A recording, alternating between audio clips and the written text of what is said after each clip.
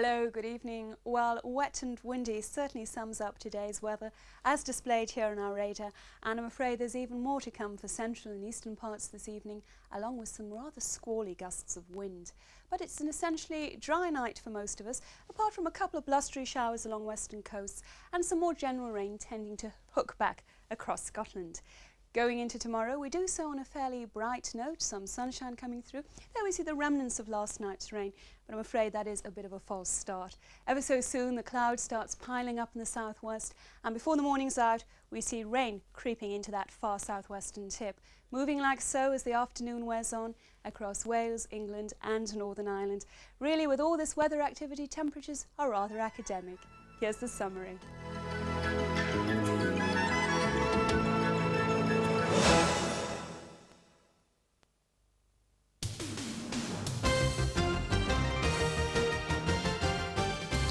Good evening. A policeman beaten unconscious by a gang of youths has been talking this afternoon of the attack that put him in hospital. Paul Green reports. The attack happened at this garage near the Blackwall Tunnel in the early hours. About 50 youths were milling about the forecourt after leaving clubs nearby. Some decided to raid these soft drinks cages. They were spotted by a passing policeman. The struggle then ensues. I end up on the floor and he's hitting me, kicking me and bashing my head against the back of crates and the brick wall. A passerby who'd seen what was happening used the inspector's own radio to call for help. It arrived too late. As I went to the floor, a crowd was around me and I felt several blows just to my chest being kicked, and I was then, after that, I just remember waking up in the ambulance. Inspector Smith has been beaten with his own truncheon. He's fractured a rib and will be off work for a week. 3 men arrested last night were released without charge today. The hunt for the inspector's attackers continues. It's being coordinated by Forest Gate Police. Paul Green, LWT News in East London. Other news, the family of a South Londoner missing in the Alaskan mountains has protested to the authorities after the search for him was called off. Peter Cowley from Lambeth was last seen 6 weeks ago on a hiking trail in the southeast of the state. Rescuers have now given up looking for him after a helicopter search failed to come up with any clues. A family are facing eviction from their council home because they're refusing to give up their pet. Sally Eden has this report. 7 years ago, Jill O'Connell woke up at her home in Kilburn to find a burglar standing over her bed. Terrified, Jill's family decided to protect themselves against future attack and bought Oscar the Doberman. But now Brent Council says Oscar must go, or the family will face eviction under a new policy. It's a blow that I never expected. You know, when you get an ultimatum, you do this or else. You know, it's scared is a word, worried. 7-year-old Oscar is the family pet and a favourite with local children. But the council says it wants to get rid of all Doberman and Rottweiler dogs owned by council tenants. The O'Connells say they're just being victimised. He's a lovely dog. My son takes him out twice a day, and they all know him. He goes up the park, he's well known, never been a problem. You know, he's just a soppy dog, really. In a statement, Brent councillor John Warren said the council was still having ongoing discussions with the O'Connells about the fate of Oscar. He said, "This is not an easy policy to implement and we are trying to be sensitive. However, council policy still stands and we see it as an extension of the government's Dangerous Dogs Act." The O'Connells say they won't get rid of Oscar and will fight to save both their dog and their home. Sally Eden, LWT News, Kilburn. Most people use the lifts to travel to the top of Britain's tallest building, but dozens of Keep Fit fanatics chose to run their way to the top of Canary Wharf today. Among them, a mountain climbing pensioner. Nettie Warburg from Fulham is 63 years old. Next month, she's planning to climb Malaysia's highest mountain. So what better way to get in shape than running up 1,320 steps in less than 10 minutes, accompanied by some Gurkhas. I think it's a gift, don't you? Really, you are very lucky if you have that gift. I got no brains, but I can run downstairs.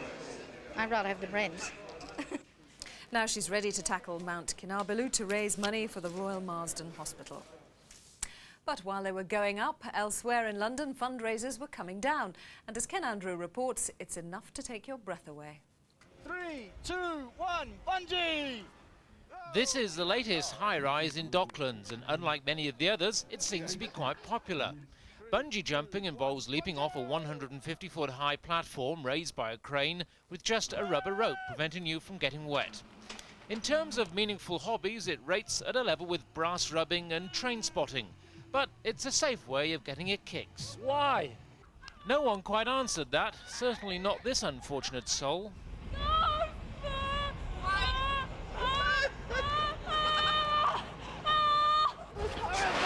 I didn't like that at all, and I'm never going to do it again. But some good did come out of it. These first-time jumpers were raising money for charity. If I could do it again, I would. What's so good about it? It's just the kick. Precisely. Bungee jumping is going to become a regular feature at the King George V dock. Just in case you have a head for heights, though, the cost may bring you down to earth, £25 for each jump. Ken Andrew, not daft enough to do it for LWT News, Docklands. Ken sticking to brass rubbing. Finally, a happy ending to a story we told you about yesterday. More dogs than usual are being abandoned this summer as the recession forces owners to abandon their pets rather than pay for kennels when they go on holiday. One of those who was handed into Battersea Dogs Home was Eve, but today she has a new owner. The family came to collect her this afternoon after seeing her on LWT News. That's it, bye-bye.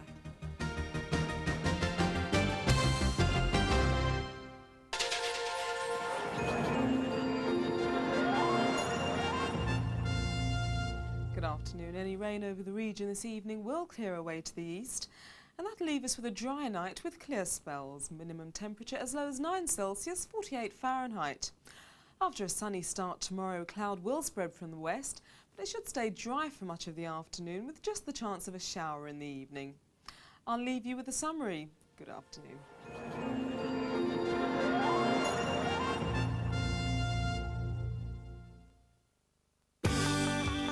Comedy tonight at 6:40 on ITV. Who has the upper hand? My God, it looks rough. There isn't going to be any shooting, is there? This is Balham, not Beirut. Look out, guys! The housekeeper's getting all steamed up. What you gonna do? Plump my pillars? Fighting talk. The upper hand tonight on ITV. The comedy comes cartoon shape now on London Weekend Television with Heaven Sent.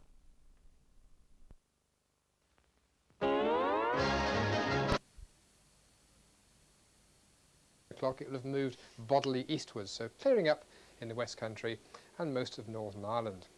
Now as we move towards dawn, so we're going to see mostly a dry night. Yes, a dry night. Showers though in northern parts of Northern Ireland and the western part of Scotland. Still quite a breezy night and considerably more chilly than it has been of late. Now by tomorrow it'll start off quite dry and sunny, but again more rain coming in from the West Country, so over Northern Ireland, most of England and Wales by lunchtime. And again quite a breezy day, very strong winds down in the south, up to gale force gusts I would think on the south coast, and cooler than today as well. Cheerio. Not to be missed. Dinner at 8. Because everybody has everybody for dinner until there's no food left in the world. the nerves. I've tried this in 4 different places and it just doesn't feel right. Guests, business, I can't go and eat his dinner. I'm screwing the guy. and pleasure. Get rid of her before she starts drinking your aftershave. Some party. Tomorrow at 8:05 on 1.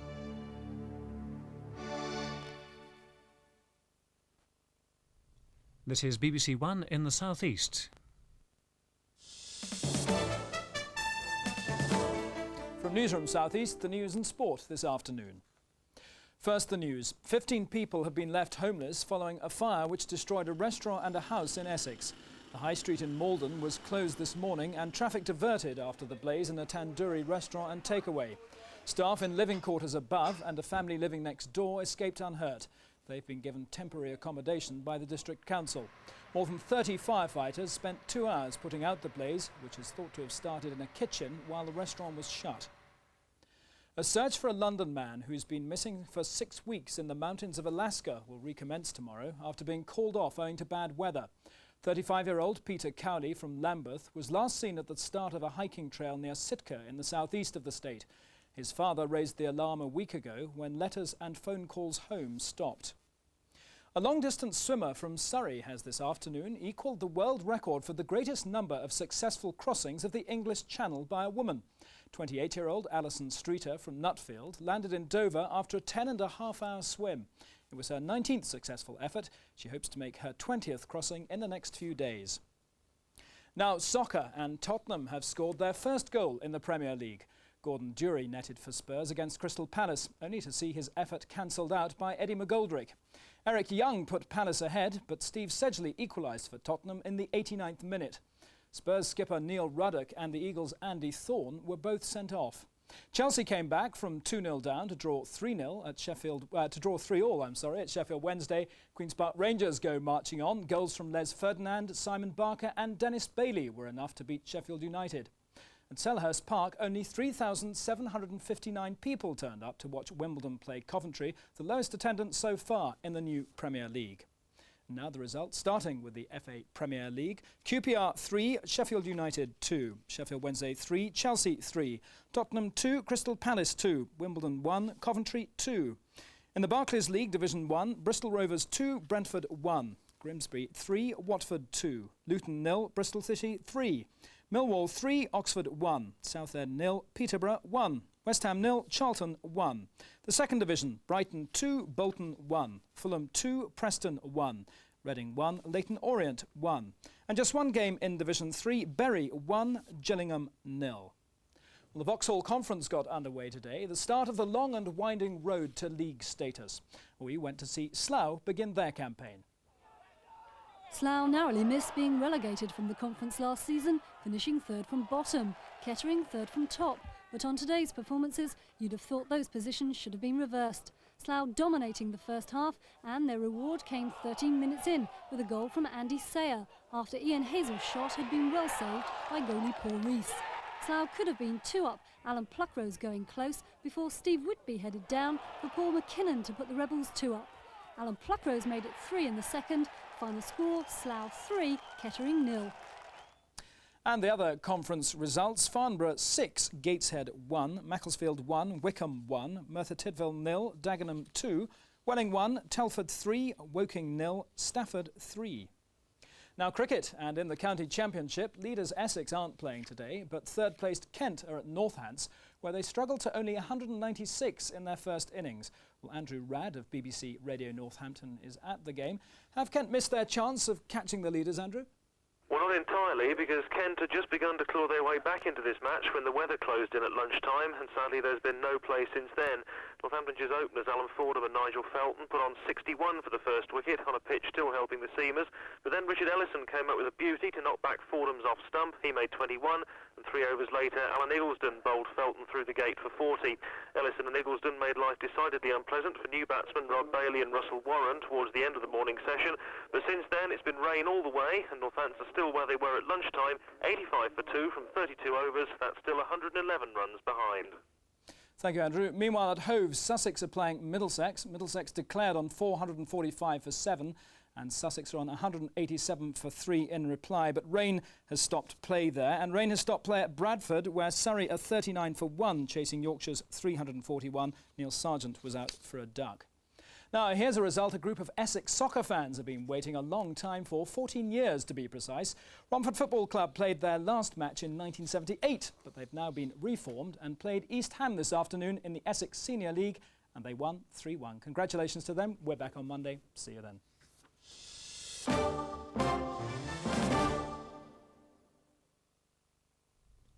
Oliver Reed, Richard Chamberlain, Michael York and Frank Finlay had an all-star cast into Clear a major tragedy was only narrowly avoided. The former Scottish National Party leader, Donald Stewart, has died in hospital on Stornoway. He was 71. Mr Stewart was the SNP's first and longest-serving MP. Cricket, Pakistan have beaten India at 8:40 tonight. Good afternoon.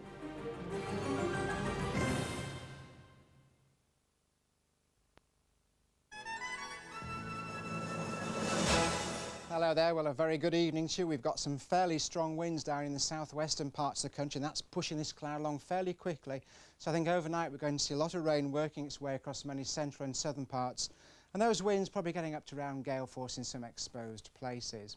Now then, tomorrow the south is still going to start off fairly dull and damp, rain and cloud affecting the southern counties, and still again a windy start to the day. Further north, clear skies, I think some nice sunny spells and basically a dry start to the day. As we go into the afternoon, showers developing in northern and western areas of Scotland and Northern Ireland. And down in the southwest, well, thicker cloud is going to bring more rain along into more western side of country as the afternoon progresses, with the more central parts clouding up into the afternoon. Those temperatures not too bad for tomorrow, but still fairly chilly in those stronger winds in the southwest. So there you are, that's it from me. I wish you a very good evening.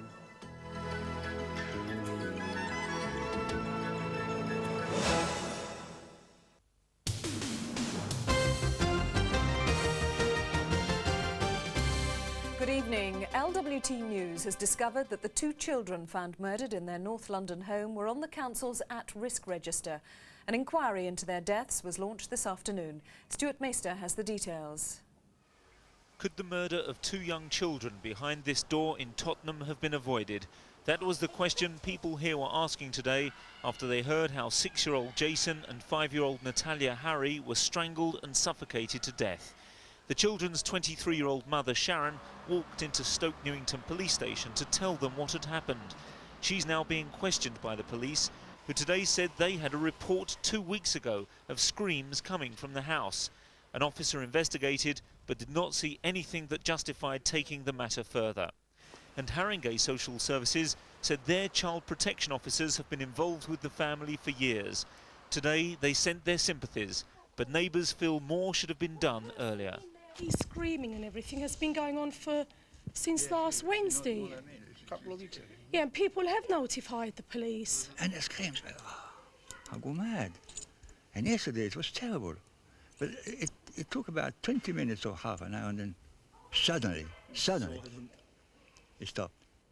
Haringey Social Services chiefs have already been here today beginning their inquiry into what happened to see whether there's anything their child protection team could have done to prevent the deaths of Jason and Natalia Harry. Stuart Maister, LWT News, Haringey. Other news, a young soldier has been charged with manslaughter after one of his colleagues was shot dead on duty. It happened last night at the Gibraltar Barracks near Farnborough in Hampshire. 20-year-old Paul Bartlett died on the way to hospital.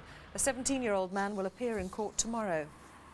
An AIDS awareness tribute was held in central London this afternoon.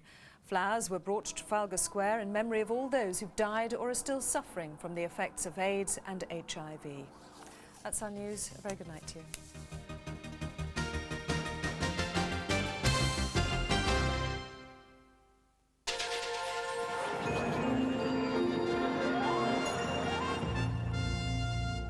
Good evening. More wet and windy weather in store with heavy rain in places and strong southerly winds. It should become drier overnight with some clear spells, but near the south coast it will remain cloudy with patchy rain.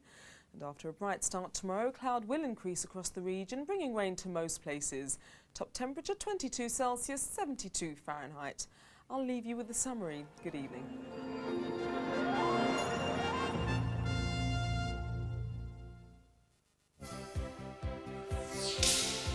Liz and I are prepared to offer you $25,000 to stay. Series, including a woman named Jackie. It's the most eligible bachelor in Washington. Behind the fame and the glamour is the story of the extraordinary woman who married the future President Kennedy. For the first time, that story is told on film in a new miniseries soon. Next tonight, we journey with Anne Gregg across America to the home of the Mormons. We hired you because you're... There's no place in business. You do not do business with someone because you like them. Like is emotion. Like is for wimps. I will not hear that word mentioned in this office again. Well, that's up to you. The savings could have been substantial. Cheaper phone calls and faxes. And with every call itemized, we could have had proper management control. Wait. What you just said. I like it. To find out how we can help you in business or in the home, free call 0500 500 200, Mercury Communications. Feel free to call us. A new series of unusual world journeys, the places and the people. Traveller's Tales, tomorrow at 9 on 4. Our travelling companion now is Anne Gregg, and our destination this week, Salt Lake City.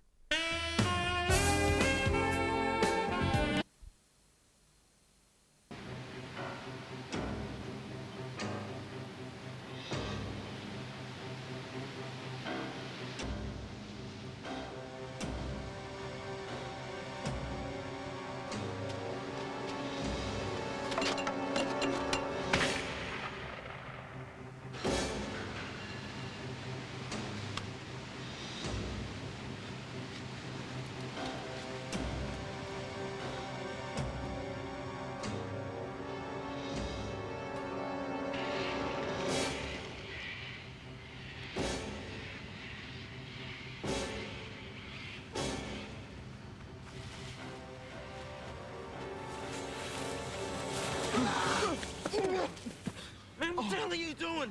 I thought you were Josh. Do I look like Josh, man? He's out there getting target practice. Yeah, I know, I heard. I don't need you trying to break my flaming neck on top of everything else. Okay, you have made your point, all right? I'm sorry. What the hell are you doing so close to the beach? You're supposed to be miles away from here. Yeah, I must have lost it. It's a bit hard without a compass. That's just great, man. What are we doing then? Well, it looks like we're back to square one, doesn't it? I just don't think you realise what you're taking on, that's all. Yeah, well, I've already had the babies take up your whole life routine once today. Thank you very much. Well, once obviously wasn't enough. What is it with everyone? You know, instead of doing something constructive, all they can do is criticise. That's not going to change anything, so what's the point? Yeah, okay, subject closed. Good luck, that's all I can say. How's Michael taking it? Well, I don't know. Pippa was about to tell him when I was leaving for work. Actually, I think you're just about to find out. G'day, Simon. G'day, Finn. Could I have a white coffee to take away, thanks? I haven't got much time. Yeah, sure. Well, I haven't seen much of you lately. I've been around, yeah. You should come over the house more often, especially now. What do you mean, especially now? Well, you know, you and Sophie. You don't mind? Why should I mind? Who am I to stand in the way of true love and everlasting devotion? Oh, I thought you were going to string me up or something. Why would I want to string you up? Well, with the baby and everything, yeah. What baby? What? What baby? Well, didn't Pippa... She didn't tell you? No, she didn't. What are you talking about, Simon? What's all this about a baby?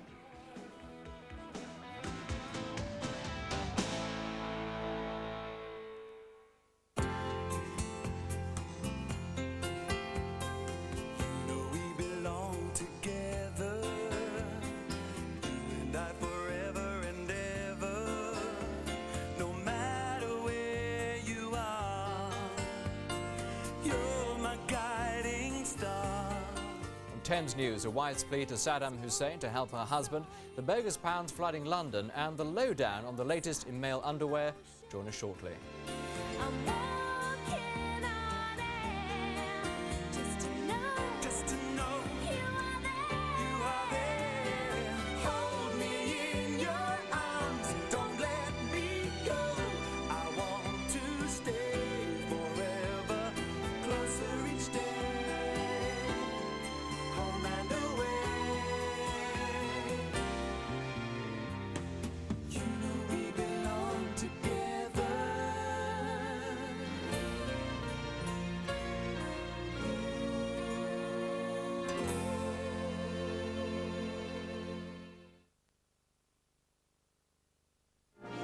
This Bank Holiday Monday on Thames, travel back in time to the 1390s, to Covington Cross, home to the gallant Sir Thomas and to his wayward sons.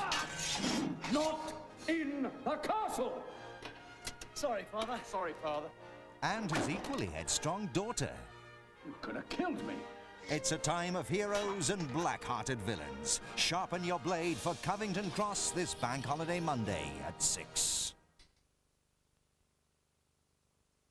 Dentists recommend you brush and floss your teeth daily.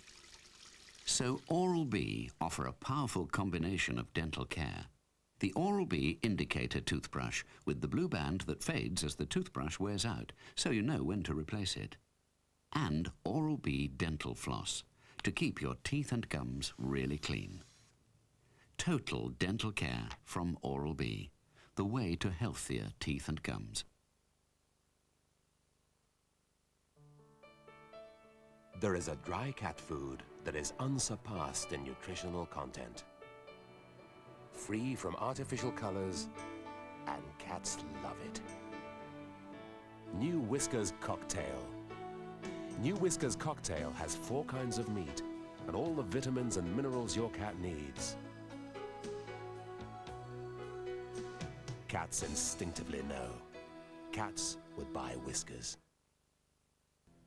The Thames Monday night movie premiere stars Kim Basinger as Nadine, a girl who just seems to attract attention. Call the police. There's been a murder up here. Jeff Bridges is husband Vernon. All right, what's the deal?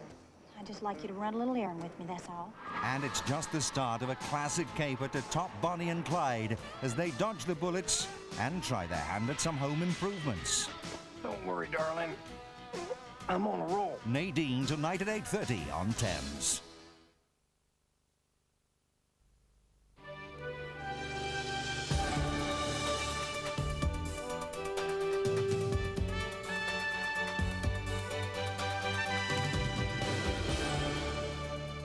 Hello and good evening.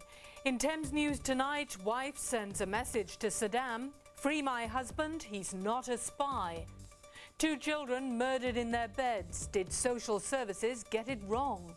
Also in tonight's programme, forgery nightmare for London Underground, the £1 slugs which are costing them millions. Fashion, what the best dressed man wears under his trousers.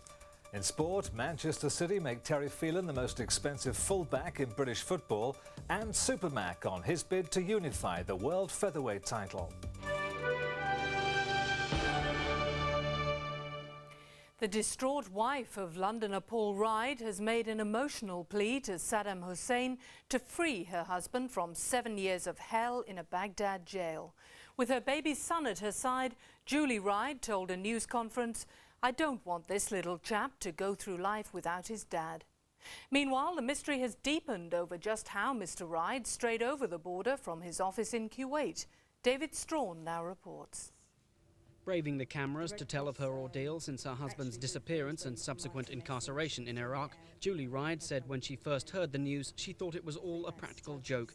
Now the shock has worn off and she says the stress is telling on all the family, including 17-month-old William, who just needs his father back. I've got a young child that really does need his daddy. It's totally unfair to keep a father and son away from each other. He'll be of no use to Saddam Hussein. There's no political gain for him. It's just mounting pressure on himself. Paul Ryde was working as a catering supervisor to 4,500 firefighters in a town just northeast of Kuwait City when he disappeared on June the 28th. His boss says any suggestion that Mr. Ryde was spying is absurd and that it's still a mystery how he arrived at a spot 80 miles away where he was picked up by the Iraqis. Jar is not a large town. The roads are reasonable. It's a journey that he must have done 20 times before. So, other than that, anything else would be pure speculation as to how or why he disappeared. Paul Ryde was last together with his family at Easter, pictured here on one of his 3 monthly periods of home leave. Julie plans to visit her husband as soon as she's allowed and is encouraging others to write to him to keep his spirits up.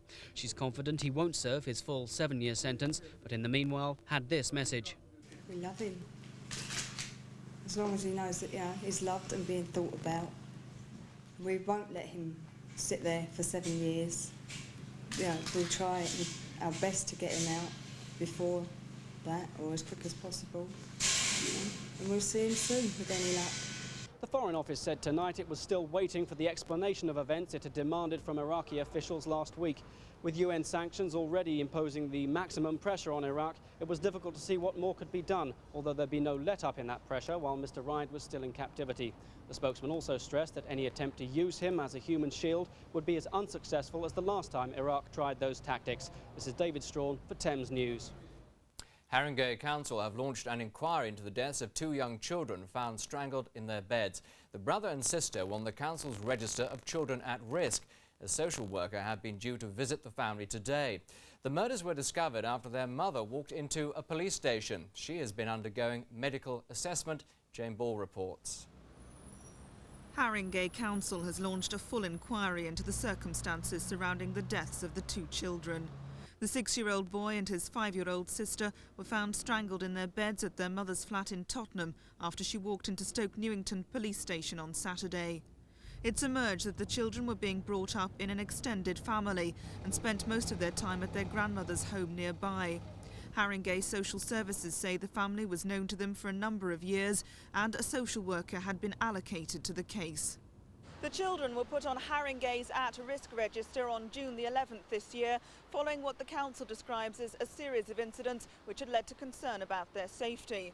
It was agreed that the children's grandmother would have unofficial custody of them, but no approach was made to the courts for a custody or care order. Social workers visited the family on June the 15th and again on August the 11th. A further visit was scheduled for today. Well, clearly it's a terrible tragedy. It's very difficult for a council with 286 children at risk to protect all of them 24 hours a day, as well as we would like to. We need to look at all our procedures to make sure that we are doing the best job that we possibly can. I raise the possibility, and I don't know whether this is the case here, that the council can do everything right and tragedies can still happen, and that may be the case here. But because these two children died, doesn't it indicate that in fact you didn't get it right? Well, it may be impossible for a council in these circumstances to make a right decision. If children are taken into care, that does damage to the children. If children are left at home, then things can happen. So it may be very difficult for a council to get these things right. The children's mother has spent the day undergoing medical assessment. She's known to have a history of mental illness. Police had called at the flat on August the 12th after the children were reported screaming, but no action was taken. Neighbours say there'd been a number of other recent incidents. Well, she did have a bit of a turnout earlier on in the year.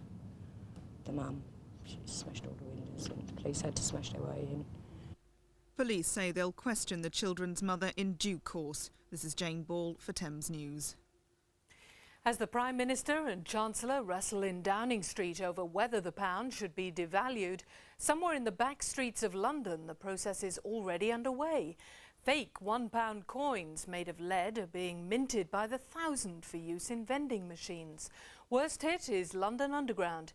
It'll have to spend millions to readjust its ticket machines. Mike Pearce reports. Just two of the latest fake £1 coins used to defraud the Underground. On show exclusively to Thames News, Tube managers have recovered thousands of the so-called slugs. Many are so sophisticated they're beating sensors in ticket machines. They give criminals free travel and passengers fake change. Already 50p coins have been banned from machines following a similar racket. Now drastic action is to be taken to stop the £1 menace. We take all fraud very seriously. It's not as bad as the 50p piece fraud, but nevertheless we are changing our machines so that the coins will be rejected. They become more sensitive and therefore they will throw out the coin as soon as they receive it because they don't like it. What do you think about the people who do this sort of thing? Well, I think all fraud is wrong, and obviously as long as people are trying to defraud us, then it's obviously having an effect on the honest, fair-paying passenger.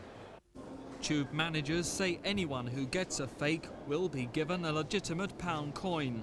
Ticket machines will also be altered to hold more coins to stop them running out of change. London Underground say they're determined to stamp out the use of bogus coins like these in their machines. They say not only will machines be changed, but staff are being asked to keep a special lookout. And it's worth bearing in mind anyone caught not only faces a high fine, but the possibility of a prison sentence as well. This is Mike Pearce for Thames News. A Berkshire publican has been fined more than £5,000 for selling beer in continental measures. Instead of pints and halves, the Dolphin at Slough has been serving up its beer in large ones, that's about 2/3 of a pint, and swift ones, around 1/3 of a pint. The landlord says it's to help beat heavy drinking. The town's magistrates say it's illegal. The Dolphin Tavern is a traditional pub which went continental in April, serving beer in smaller measures. Instead of a pint and half pint, a large and a swift were served. But within days, despite no complaints from customers, the Trading Standards officers were round to stop them. The landlord of the pub in Slough argued he wanted to attract people for socialising rather than heavy drinking, but he was prosecuted. Magistrate Elizabeth Balfour said she accepted the publican's motives were well-intentioned, but he must obey the law. She found him guilty, along with his manager, of 11 charges and fined them more than £5,000. We weren't so much trying to make a statement that was telling anyone what to do. We just felt that that 8 years off the year 2000, the serving of brimful pints and half pints is not conducive to social dining and drinking, and we would also rather sell less volume alcohol. We would like to say that if you come to our establishment, alcohol is ancillary to any other reason for coming, so whether it's the ambience, the atmosphere, to meet friends, take a break, we'd just like alcohol to be ancillary to that. The Dolphin Tavern won considerable support. Almost 2,000 people signed a petition. Some felt it was hypocritical for a government committed to curbing drink driving and improving health to refuse a change in the law in line with the rest of Europe. When Slough's MP wrote to the government, he was told there'd be strong resistance to getting rid of the British pint, a change the pub aren't seeking. What do you think of the idea of these smaller measures? I think it's a very good idea, and I think it's about time we changed our measures to come in line with Europe. So what do you think of the decision today? Disgusted by it. I feel that the penalty imposed was excessive. Lawyers for the Dolphin Tavern pointed out the law would soon be the same as on the continent for wines and spirits. They argued it would only be a matter of time before a large and a swift was legal. Mark Wadsworth, Thames News. A £10,000 reward is being offered to anyone who can explain what's happened to a man who disappeared a year ago today. The money has been put up by Albert Elphick. His son vanished from Surrey, leaving a trail of unsolved clues about what happened to him. When Andrew Elphick, a 21-year-old shop manager, disappeared exactly a year ago, he left behind a series of unanswered questions. Police are still no nearer to finding out why he left his home in Normandy near Guildford, never to return, after telling his flatmate he was meeting a mystery friend. Why was his brand new Vauxhall Nova found abandoned in Slough several days later, with the keys still in the ignition and his wallet, credit cards and filofax discarded on the back seat? But the biggest mystery is why Andrew Elphick withdrew £5,000 from his bank account a week before he vanished. His father is offering a £10,000 reward for fresh clues. Just got to keep our fingers crossed that somebody knows where he is and that he's still alive, and that perhaps the money will tempt them to give the police some information. I think of him every day. I'm sitting here looking at his photograph now. Something inside is missing, and I shan't rest until he's back with us, or at least I know where he is or what's happened to him.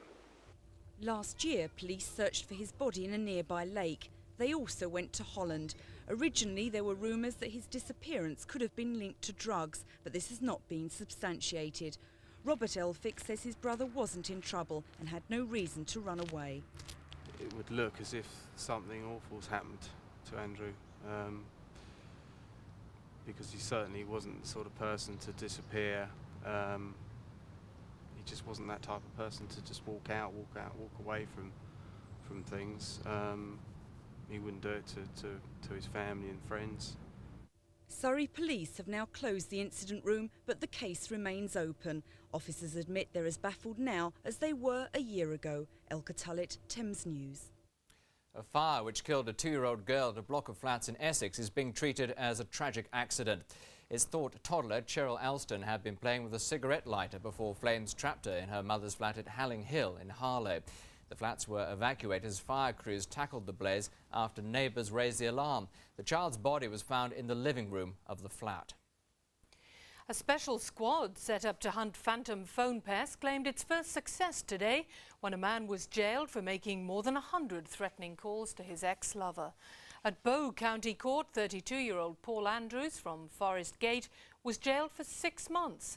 He's the first person to be jailed as a result of detective work at BT's Malicious Call Bureau in Crouch End, which was set up last month. 1.5 million Notting Hill Carnival revellers are being asked to pay as they party. With the carnival budget dangerously overstretched, organisers of this weekend's huge street party are urging visitors to throw pound coins into special safes sunk into the pavements of Notting Hill. Christopher Rainbow reports. The pictorial image of this year's carnival was unveiled at its press conference today. She's Tammy Moore, carnival queen of a participating band called Pioneer and Their Offspring. Her happy smile and fruity headdress will be welcoming around 1.5 million people estimated to be coming to Notting Hill next weekend. When the Notting Hill Carnival started 27 years ago, it was a small-scale affair with just a few hundred people having a bit of a party.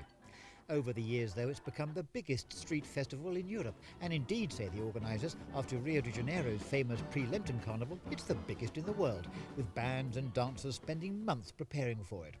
But as it's grown, so have the costs. The organisers say their £250,000 budget is overstretched this year, but thanks to sponsorship from many local small businesses, they'll just about make it. They're hoping their Pound in the Ground campaign, where people are being asked to pop some money into 6 special safes sunk into the ground, will help. Well, the format of Carnival is going to be the same, but this year we are appealing to the public to contribute to Carnival. Give a pound, put a pound in the ground to help support the mass bands, the steel bands and all the other producers of Carnival. What's going to be the essence of Carnival for this coming bank holiday? Well, this is the 500th year of Columbus, but we in the Carnival community, we don't celebrate Columbus's so-called discovery of the New World. We are actually saying, well, 500 years down the road of resistance, we are coming together to celebrate the cultural diversity there is within the Carnival. One problem that has got less over recent years is crime, say the police. This year they're providing a special helpline for those who live alone in the area and who might find the noise and excitement confusing or worrying. It is, they say, all part of their plan for placing the highest priority again this year on making the Carnival safe for residents, visitors and participants. Christopher Rainbow for Thames News. There's a new twist in the row about the future of County Hall, the former headquarters of the GLC. A Japanese consortium wants to turn the building into a hotel and leisure complex. The London School of Economics also wants the building, and the Environment Secretary Michael Howard has given it extra time to prepare a bid. The Japanese have today been given permission to seek a judicial review of that decision. They claim Mr. Howard is unlawfully using his powers and has shown favouritism to the LSE. Now, if the man in your life is too sexy for his shirt, then it's vital he gets it right when it comes to the bare essentials of underwear. The latest in fun undies for fellas went on show today in the London menswear show at Earl's Court. Githa Hutton reports. I'm too sexy for my shirt, too sexy for my shirt, so sexy it hurts. And I'm too sexy for my legs. It's not just outerwear that's got the fashion pundits all in a lather at this year's menswear show, but also underwear. At the Earl's Court Exhibition Centre, it wasn't so much bare cheek, but bare chests on display. And according to the designers, men's underwear is no longer a joke. It's now the height of fashion. I'm a model, you know what I mean, and I do my little turn on the catwalk. Yeah, on the catwalk. Oh, underwear, the whole thing has changed. Now, underwear is now a fashion item. People don't just wear underwear, they wear something that they feel comfortable in, something that's good, nice, fits well, and it's an intimate homeware item. Back on the catwalk, it was also time to catch a glimpse of what clothes are going to be the in thing in the shops next spring and summer. More than 100 companies are showing here. Although not open to the public, it's a chance for manufacturers to sell their ideas to key buyers from such outlets as Next, Marks & Spencer, Harrods and Burton. So what is the style for next year? The looks that we're coming through with are hardware, which is very much a street style. There's arid wear, which is more classic business suiting, but a very soft look, soft silhouettes, and a heavy emphasis on softer fabrics. The power suit, if you like, is very much seen as being passé and a softer outline for people. And the other look we've identified is the freshman look, which is very much a leisure wear look, casual look, leans heavily on American influences. And manufacturers say that while the recession is still keeping a firm grip on the fashion industry, signs are that things are picking up. Githa Hutton at the menswear fashion show at Earl's Court for Thames News. On now to sport, and another member of the crazy gang leaves Wimbledon for more than £2 million. Here's Graham Miller. Yes, Terry Phelan signed for Manchester City this afternoon for £2.5 million to join his former colleague Keith Curle at Main Road as the most expensive defenders in English football. Phelan went north despite late interest from Chelsea and Crystal Palace. 25-year-old Phelan, who like his wife was born in Manchester, said he just wanted to return home. So the Republic of Ireland full-back becomes the latest member of the Dons' 1988 FA Cup winning side to leave the club for big money. Ironically, Chelsea's bid would have sent Vinnie Jones, the former Wimbledon hero, back to the Dons as part of their deal. Phelan's decision is a particular blow for Steve Coppell, who I understand agreed terms with Phelan on Sunday to join him at Selhurst Park. Meantime, the £400,000 transfer of Alan McCleary from Millwall to Sheffield United has been called off. McCleary has played in all 3 of the Blades Premier League games so far on loan, but United, he said, wouldn't guarantee him a first-team place. Colin McMillan is to defend his WBO featherweight title for the first time at Olympia on September the 26th. He'll fight Ruben Palacio, a tough and experienced boxer from Colombo. McMillan from Barking sees it as the first step towards his goal of unifying the featherweight championship. Colin McMillan's rise to the top has been nothing but impressive. His boxing talent is exceptional, and he has all the qualities to stay in the big time for just as long as he wants. His 12-round victory over the former Olympic champion Maurizio Stecca in May was the best of the lot, and he declared himself then and there ready to have a go at unifying the featherweight division. Today, as he posed for pictures for tomorrow's papers, he agreed the fight British fans want to see is against the WBC champion Paul Hodkinson from Liverpool. An offer is on the table, and McMillan hopes to fight him early next year, after he's dealt with Palacio. Today, I think you've got too many world champions.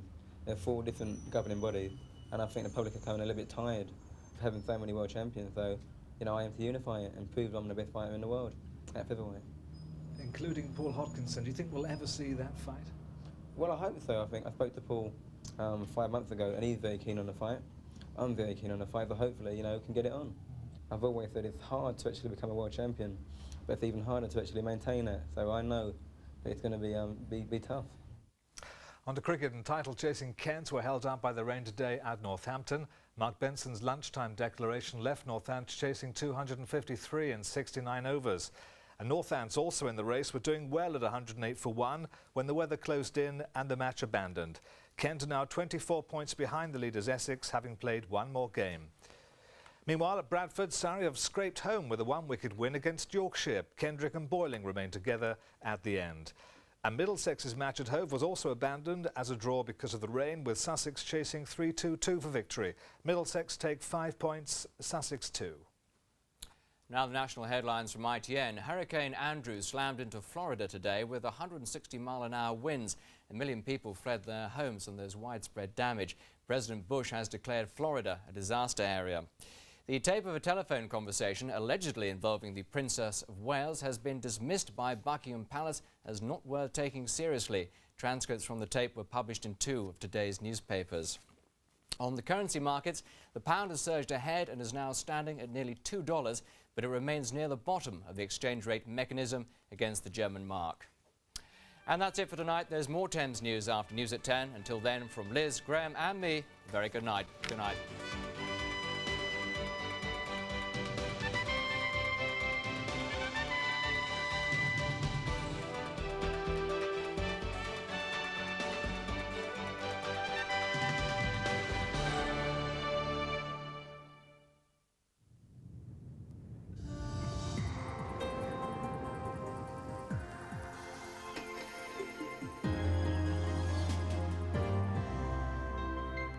Tonight it will be cloudy with outbreaks of rain, some of it heavy. It'll be a warm and muggy night with a low of around 14 Celsius, that's about 57 Fahrenheit. Tomorrow will start cloudy with outbreaks of rain for much of the morning, but drier, brighter weather will spread to most parts of the region during the afternoon. The top temperature about 20 degrees Celsius, that's 68 degrees Fahrenheit.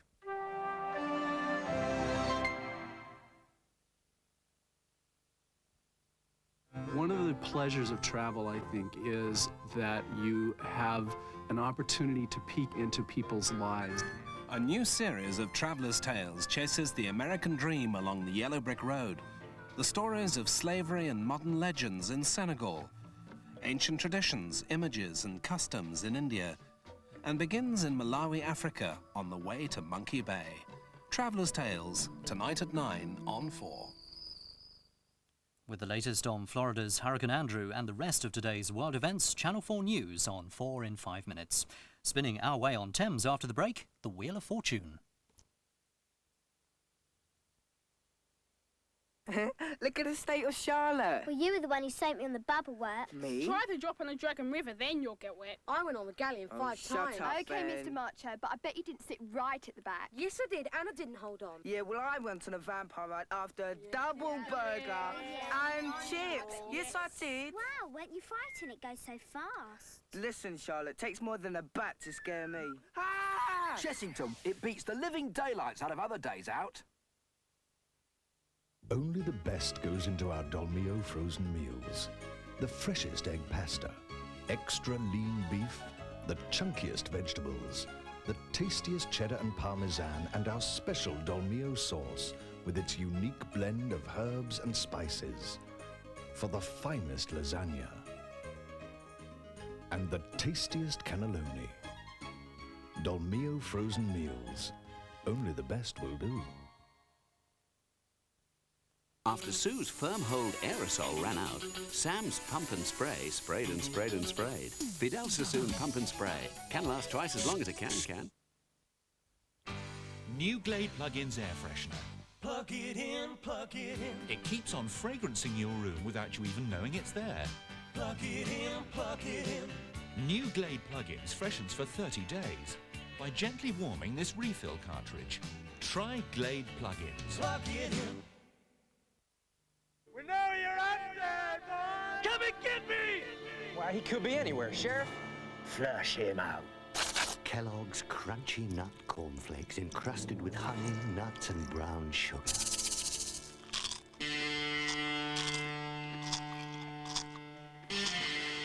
I'm coming down. And I'm coming down too. Kellogg's Crunchy Nut Cornflakes. The trouble is they taste too good. New Fairy Glaze Guard Ultra Granules, concentrated so only half a cupful does a whole load, and a whole bottle does loads and loads and loads and loads. Holidaymaker are getting you closer to Europe every day, with fares from as little as £69 return.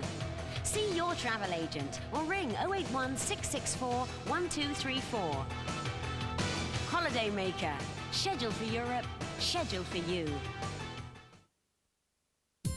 Shop into the evening at Thurrock Lakeside Shopping Centre, junction 3031 of the M25. Lakeside. Discover the art of shopping.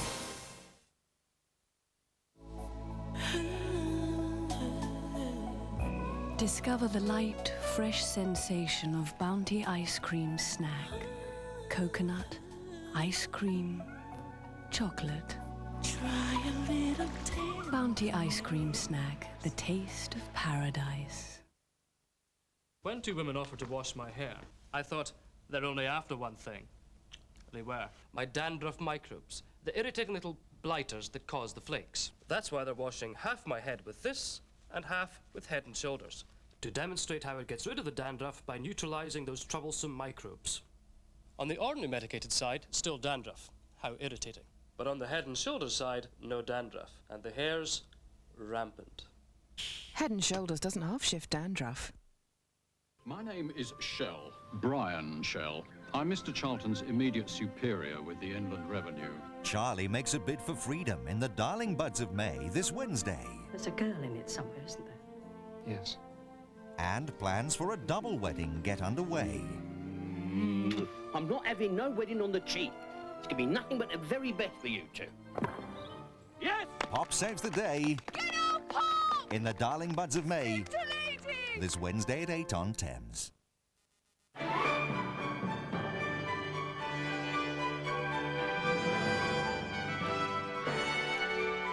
very good evening to you. You're watching Thames. Now, for the last time in this series, we spin the Wheel of Fortune.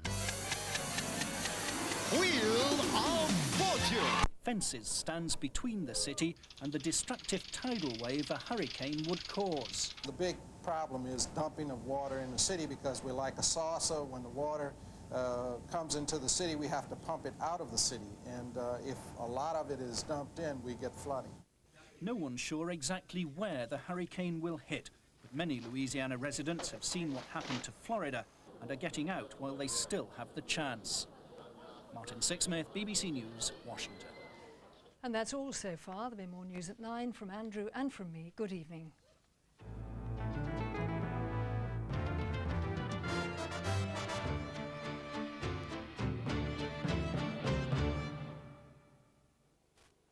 Hello, good evening. We're following the track of Hurricane Andrew very closely here at the moment. It currently lies about 160 miles due south of New Orleans. Already, the winds are beginning to freshen up on the coast, and there's a hurricane watch in force along the coast from Freeport in the west around Texas to Mobile around Mississippi in the east, and some very nasty weather to come. No doubt there'll be some destruction with winds way in excess of 140 miles an hour.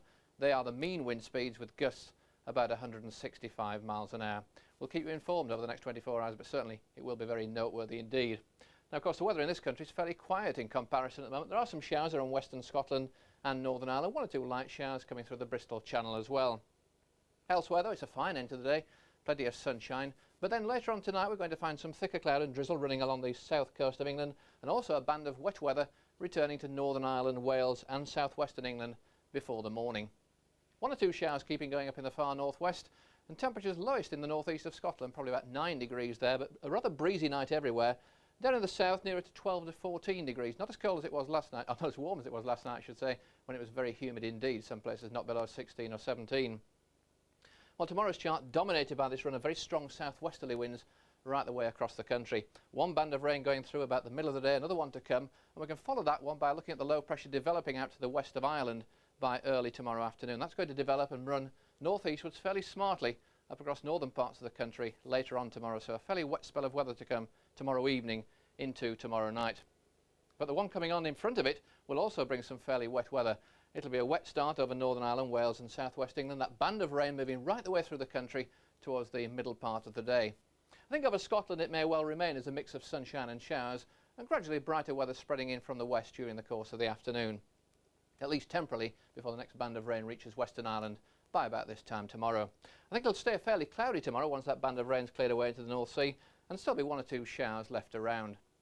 Temperature-wise, well, it's going to be a fairly cool day tomorrow, only 14 or 15 degrees in the north and west of Scotland, 17 degrees over northern England. The highest temperatures on offer, and it may not feel it, about 19 degrees across the south. That's it from me then. Bye for now. The new issue of Radio Times previews BBC Two's Night of TV Hell with a selection of horrors from television's past. And Dame Edna explains why she's agreed to do a radio show to celebrate Radio 1's 25th birthday. All in the new issue of Radio Times. An employment centre manager is foolish enough to wager that he can keep Frank Spencer in work for at least a week. Some mothers do have him. In half an hour, here on BBC One.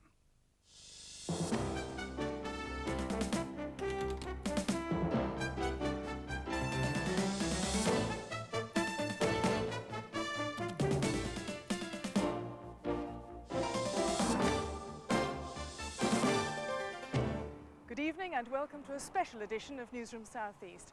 Over the next half hour, we'll be focusing on the housing crisis across the region.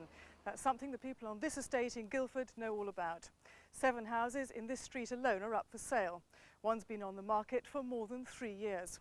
Prices have dropped by nearly a third here in what some experts are calling the worst property depression since the war.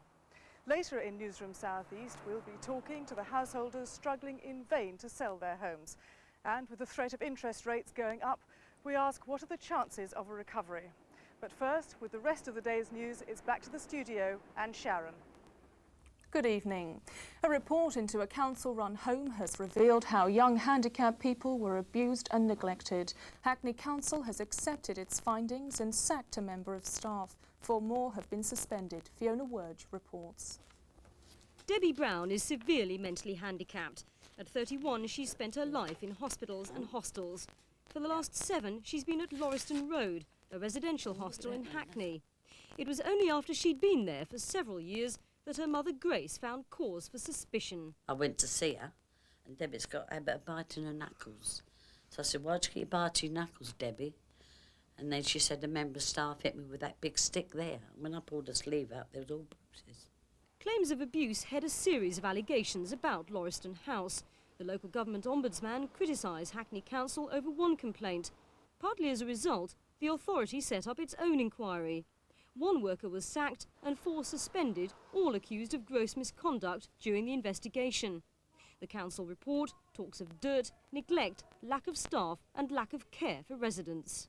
The council report doesn't mince words. It says standards had fallen dangerously low. There was inadequate management and inadequate funding. But it doesn't say that relatives of residents at the hostel had been complaining for years. Christine Hill's son Alan needs round-the-clock care. She started to worry when budget cuts meant staff cover was reduced to 1 worker for every 4 residents. We complained and, you know, harassed the council and produced deputations to full council, and they sort of made vague promises that, you know, they would try to do better, but their hands were tied because of money. And so that's what's been going on for the last 6 or 7 years. The council now say they'll spend around £150,000 on the hostel. Training will be improved and staffing increased. The authority admits mistakes have been made. Why did these complaints go on for so long without anything being done? This is a concern, and certainly when I first heard about them directly, that was one of the reasons for setting up the management inquiry into the Lauriston hostel. Another of the reasons was the Ombudsman's report was taking place at the time and showed that even where an allegation had been made last year, was investigated, that the investigation wasn't satisfactory. The council have promised to bring in a system of regular inspections. For Debbie Brown, who still lives at the hostel, it's welcome news. Police in southeast London are hunting a man they believe is responsible for at least 5 sex attacks on women during the past 6 months. But they fear further incidents may not have been reported and are appealing for other victims to come forward. Duncan Kennedy reports. 6 months, 5 victims, 1 culprit. The stark statistics behind London's most persistent sex attacker for some time. Age between 19 and 25 with a pale complexion and dark hair, this, say police, is a man who likes to stalk his victims before pouncing. The violence is unnecessary, and on one occasion he used a ligature, and I'm of the opinion that if he's not caught soon, he could commit a murder. At least 5 women have been attacked in southeast London, although police believe the real figure could be much higher. The first was an attempted rape on a 17-year-old in March in Lewisham.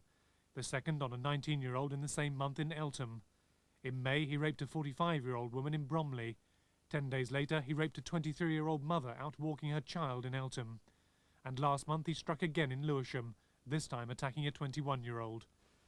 Police have also checked links between the 23-year-old mother attacked in this park and the murder of Rachel Nickel in Wimbledon in July. Both were out walking their children at the time. Whilst there appear to be some similarities, I'm satisfied at this stage there is no direct evidence to link the 2 cases, but we're keeping an open mind. Superintendent Lander has also employed DNA fingerprinting techniques to help catch the sex attacker, and is having a personality profile of the man compiled by a university scientist. The dual traits of violence and sex make this, say police, a particularly disturbing series of attacks, and one they hope a combination of high-tech policing and public vigilance will bring to an end soon. Keepers and other staff have begun their bid to take over and manage London Zoo. They're putting together a proposal to run the Regent's Park site with a new company owned by employees. The decision was taken at a union meeting of 150 staff. The zoo is due to close at the end of next month because of a deficit of more than £2 million. A union spokesman says staff are confident they can make the zoo commercially viable. A bug which was linked to the deaths of 2 young babies at Guy's Hospital has been discovered at Great Ormond Street Children's Hospital. The cardiac intensive care unit has just reopened after being closed for 48 hours. 4 babies have been moved to an isolation ward, but the hospital says it's satisfied they're not at risk. Tottenham striker Gordon Durie has been charged with misconduct by the Football Association for allegedly feigning an injury to get another player sent off. It follows an incident during last Wednesday's game against Coventry when Durie and defender Andy Pearce clashed. Durie fell to the floor claiming he'd been headbutted. Both players were booked, but after the match, referee Dermot Gallagher reported Durie for alleged ungentlemanly conduct. Durie has 14 days to reply to the FA, but claims a video of the match will clear him. Thames Valley Police say the man who allegedly taped a telephone conversation involving the Princess of Wales may have broken the law, but they say they're not planning to take any action against the amateur radio enthusiast from Abingdon in Oxfordshire. Amanda Harper reports.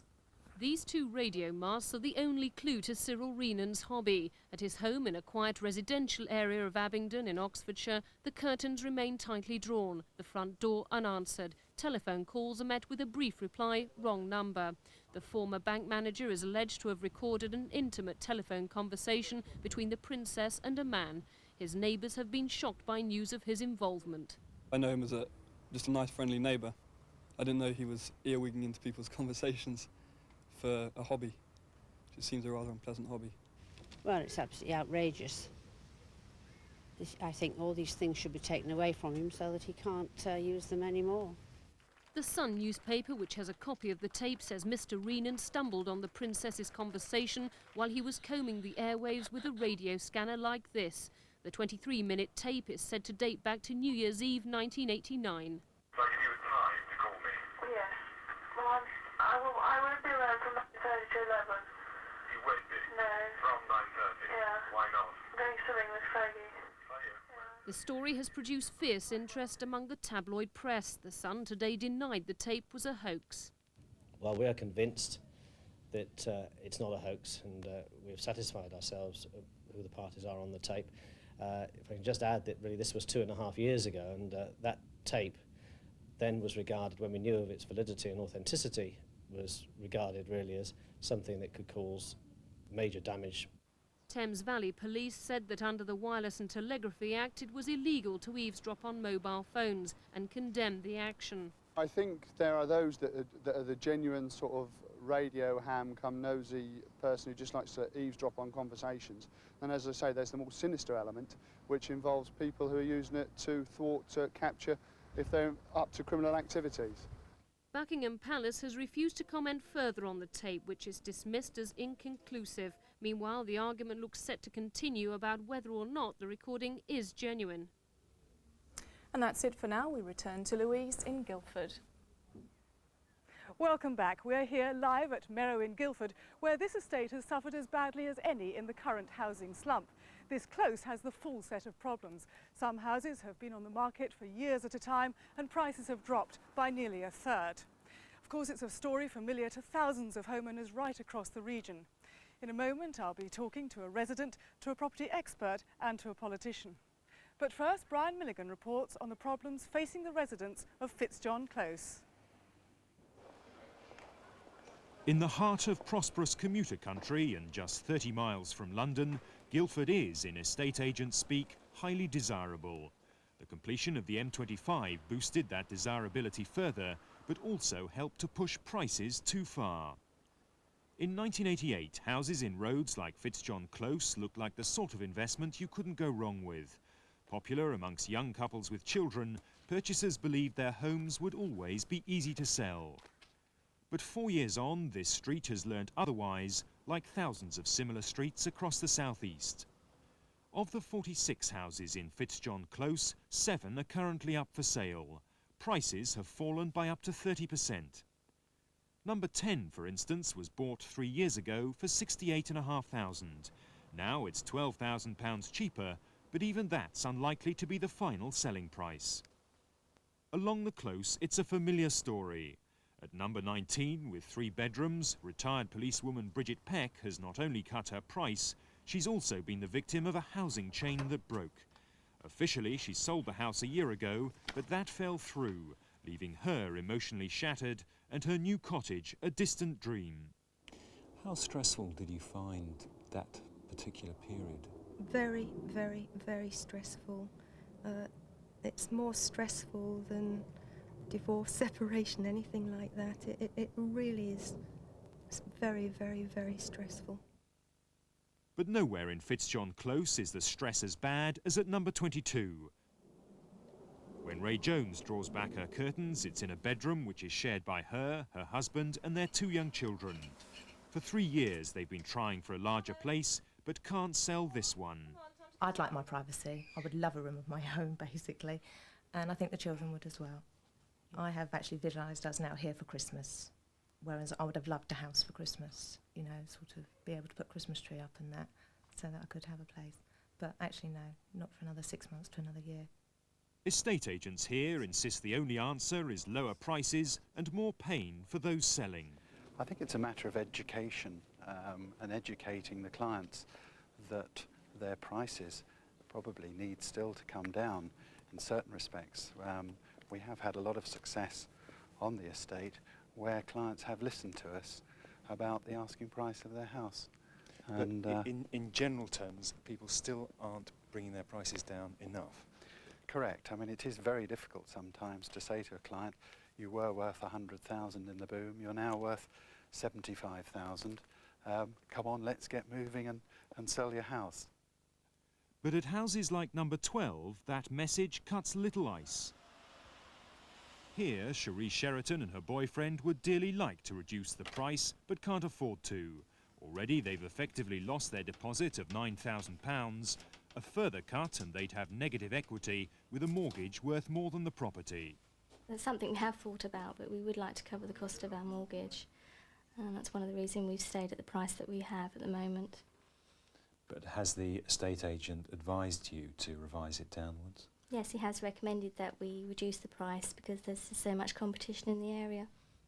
And houses don't have to be for sale to be part of the market crisis. Dave Marsh at number 20 already has negative equity. He can't even think about selling. At number 3, David Pearce and his wife tried to sell 3 years ago, but with little response, they gave up until the climate improves. News of such improvement may be some time arriving in the close. Until it does, most of the residents are resigned to staying where they are. Brian Milligan reporting there. Well, I'm joined by John Watts MP, who's chairman of the Treasury Select Committee, Michael Abair of the National Association of Estate Agents, and Bridget Beck, who, of course, as we saw, is one of the residents here. John Watts, first of all, on top of all the problems we've seen faced by people in this close, there's now a real threat of a rise in interest rates. Surely there's no hope you can offer them? Well, I'm still quite hopeful that we might avoid an increase in interest rates. But if there does need to be a small rise in interest rates in order to steady the pound, that will be preferable to a very much larger increase in interest rates, which might become necessary subsequently if we don't take appropriate action. Well, of course, everyone actually is holding their breath against this rise in interest rates. How long have they to hold it? How long before we'll know what's going to happen? I think the French referendum on Maastricht seems to be one of the key dates. If that at the beginning of next month? Yes, if that passes without any undue turbulence, then we can probably let our breath out again. Michael Abair, from the estate agent's point of view, if interest rates go up, what will that mean to the housing market? It's obviously going to be a very severe problem. We're going to find that the number of repossessions in the longer term could increase, which means human problems every single time. We're going to find more difficulties in paying the mortgage. It's going to be very difficult. It's not going to help with selling properties. We're going to be back to where we were with an increase of 0.5%, 1% or whatever, but it's going to be difficult. Of course, things aren't exactly great at the moment. What would you say to John Watts, what would you say to the government to start things moving now? Well, the only comment I can make is that I think the majority of people out there are not too interested in exchange rates. What they want are lower interest rates. What they need are lower interest rates in order to pay their mortgages and to get the housing market going, to pull us out of this recession. We need this, and we need this quickly, please. Bridget Beck, you've already been through a lot of problems, as we saw. Do you blame estate agents for any of these problems? Well, you can give them some blame because the transactional fees are so high. A lot of people, unless they make a good profit on the sale of their property, they just can't afford it. Michael Abair, what would you say to that? Your fees are too high. It's partly your fault. The problem is that the estate agents have fixed costs. If they're offering a service, they have to advertise the properties, they have to have the staff and the premises, and the cost of all of these keep going up, up, up, up, up. Fortunately, we've not seen very much in the way of increases of estate agents' fees, despite the fact that house prices in this area have fallen by around about 25%. So it means that the estate agent's income has fallen by that percentage. Bridget, how do you feel about the government? What more could they do? I think the government could do something. In my view, a system similar to that of Scotland would be very helpful because there's no security for the vendor of the property. I mean, people can just drop out and then it costs you a lot of money. So where your word is your bond. Can I just briefly return to John Watts? Once upon a time, to invest in one of these properties, you'd say you were as safe as houses. Now they've become a risk. What do you say to that? Well, I think this can be taken out of proportion. Certainly, prices have dropped back from the very high levels that they reached 2 or 3 years ago. But for the vast majority of homeowners who've had their houses for 5 or 10 years, what they've seen is a very rapid increase in the value of their houses and a bit of a drop back. But I think for most people, their houses are still worth more than they were when they bought them, and they've still proved to be a good investment. John Watts, Michael Aubert, Bridget Beck, thank you all very much indeed. Well, for many people, the property crisis means more than losing thousands off the price of their homes. For some, it means losing that home altogether. In the South East, more than 10% of borrowers are currently in arrears for more than 4 months, at least 4 months. Well, the mortgage lenders saying they're doing all they can not to repossess now, but many say they've no choice. Now, as Tim Donovan reports, the effects of that can be devastating. Fear of imminent repossession led this man to do something he'll always regret. Darren Kerry had fallen behind with his mortgage payments when he lost his job. After failed efforts to renegotiate with his building society, he says he just cracked. This is the burnt-out shell of his former home in Oxford. He set it on fire rather than lose it. He was convicted and given a suspended sentence for arson last week. That's a lot of pressure. Over a long period of time, it takes 5 or 6 months, maybe longer, double that time to repossess a house. And there's a lot of pressure building up, a lot of debts, it's a lot of money. There's so many people in this kind of situation. There must be another way that they can sort something out and solve it. Try and find a different way around it instead of just making people homeless. What on earth induced you, though, to what is a criminal act? It was the day before it was supposed to be repossessed. I tried everything to find accommodation because I was actually struggling to find somewhere to actually go after the next day, and just couldn't find anything that day. I just snapped, just a bit of a blank really, but you know, it was all I owned. Darren Kerry's reaction was extreme and unlawful, but his predicament of spiralling mortgage debt is one still faced by thousands of homeowners. The latest statistics from the housing charity Shelters magazine Roof show the number of full repossession orders issued by courts has fallen in many areas over the year. But this doesn't indicate fewer people have been having trouble with their mortgages. Rather, the number of suspended repossession orders, where temporary respite is given, is rising because lenders are finding it harder to sell repossessed properties and courts are more sympathetic to borrowers' financial problems. After being made redundant earlier this year, Annie Sims' immediate worries about her home in Crawley in West Sussex have been eased by a suspended repossession order. But it hasn't altered her anxieties for her long-term future. You constantly feel insecure. I don't feel I can settle at anything. I can't make any plans. I worry constantly about what the future there is. It's a situation that I never dreamt I'd find myself in. I felt that I'd made the right decisions along the way, that getting into property you were secure and couldn't go wrong. But while it has gone wrong for many over the last year, there have been distinct signs of mortgage lenders taking a softer line with clients in difficulty. This building society claims simply decentralising decisions over arrears to individual branch offices has made things better for everyone. It's meant that our arrears situation is now beginning to decline. We've reached a considerable number of agreements with borrowers who are having financial problems in order to rescue them from the possible situation where legal proceedings are taken against them. At the moment, many mortgagees in trouble are enjoying a stay of execution, their long-term future hinging on the housing market and the mortgage lenders. The fear is that if the former improves, the latter may become more inclined to pursue once again the path to repossession. Tim Donovan reporting there. Well, joining John Watts and myself now is Adrian Coles, who's from the Council of Mortgage Lenders. Now, we gather that repossessions are down somewhat, but arrears seem to continue rising, so surely we're building up huge problems for the future now. Well, I think there are two aspects on that. First of all, the number of long-term arrears is increasing, but relatively slowly compared to the rate of increase of the last couple of years or so. And one encouraging aspect is that the number of short-term arrears has actually fallen quite sharply over the last 12 months or so. As lenders, you can be accused of fueling the problem by lending far too generously in the past, can't you? Well, I think lenders made sensible loans in the circumstances that existed in 1988 and 1989. Mortgage rates were low, taxes had been cut, we'd seen a long period of economic growth. Nobody forecast a doubling of interest rates in 89 and 90. Nobody forecast a very sharp increase in unemployment. Those loans were sensible at the time, and building societies are managing the consequences of making those loans now in the vastly changed economic conditions. John Watts, Adrian Coles says no one could have forecast this big increase in interest rates and all the rest of it. We had the wonderful housing boom, but surely someone could. The government should have seen the way the market was going and begun to worry somewhat.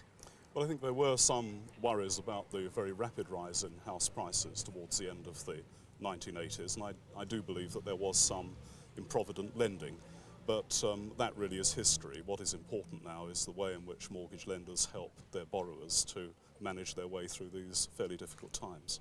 Well, of course, you've been guilty, we've all been guilty of enjoying market forces when prices were going up. But are you content now to sit back as prices go down and leave people struggling? Well, I don't think that there's anything that can be done to tamper with the market.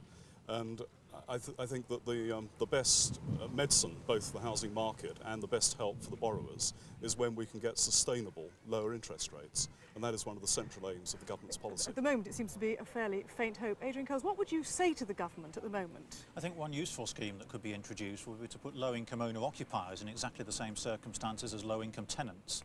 Tenants are in a situation of being able to claim housing benefit which will cover their housing costs. Owner-occupiers are not in that situation, and a mortgage benefit scheme could be introduced that would protect low-income owner-occupiers from increases in interest rates. John Watts, is that realistic? Well, I think it would be a very costly scheme, although I do have some sympathy with the principle that lies behind Adrian's suggestion. And I think there are particular hardships where one partner is unemployed when a mortgage was taken out on a joint income. John Watts, Adrian Coles, thank you very much. That's all from Guildford for the time being. Now back to Sharon in the studio. Well, it looks like a fine evening in Guildford, but will it last? John Ketley is the man who knows. Good evening, Sharon. Well, until it goes dark, I must say, some evening sunshine to come in many parts of the southeast. There are some fairly heavy-looking clouds outside the window here in White City. I wouldn't rule out the odd spot of rain. But temperature's still fairly high. It's been up to 23 degrees in many parts of our region today. Overnight, though, we'll find some thicker cloud rolling in from the southwest. Could bring the odd patch of drizzle along the coast and also onto the higher ground, onto the Wolds and the Chilterns.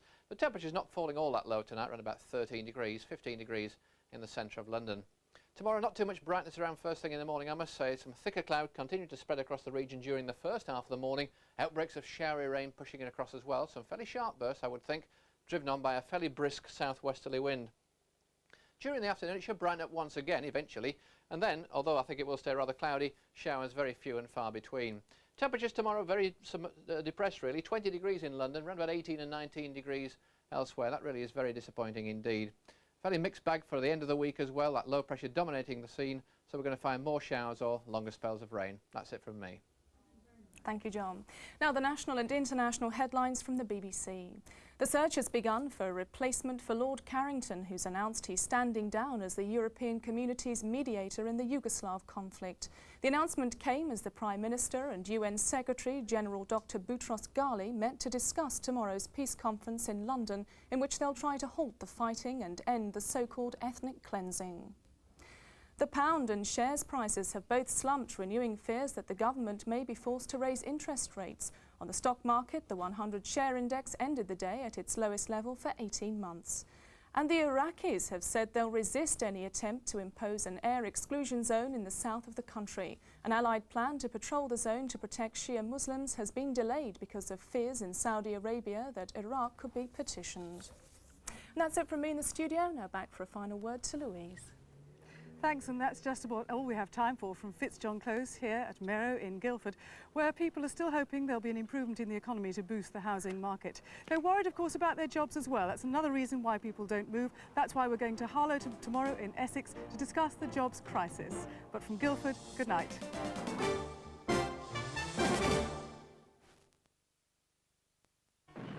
A time of pain, suffering.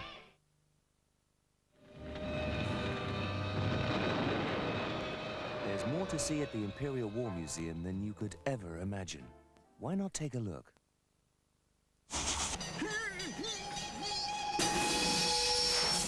The crisp is dead! Long live the frisp! Crunchier, frispier, frinklier!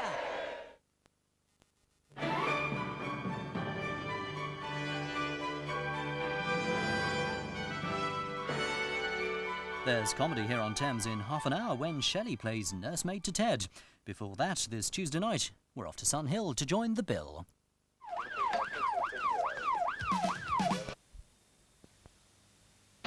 For a new way to a new Ford, phone free for your options prospectus on 0800 111 222. When you refill your fabric conditioner bottle, it can be rather messy. That's why, before we introduced our new refill, we made sure we had bottles you could pour it into more easily. The new Comfort Refill.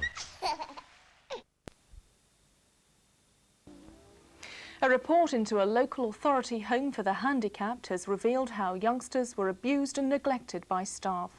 Hackney Council has accepted its findings and sacked a member of staff. 4 more have been suspended. Debbie Brown is severely mentally handicapped. She spent the last 7 years at Lauriston Road Residential Hostel in Hackney. The hostel is now the subject of 2 reports about physical abuse by staff on residents. And she said a member of staff hit me with that big stick there. When I pulled the sleeve out, there was all bruises. Hackney Council has now admitted that it should have listened to complaints from residents' relatives earlier than it did. £150,000 will be spent on the hostel and the authority will bring in regular inspections.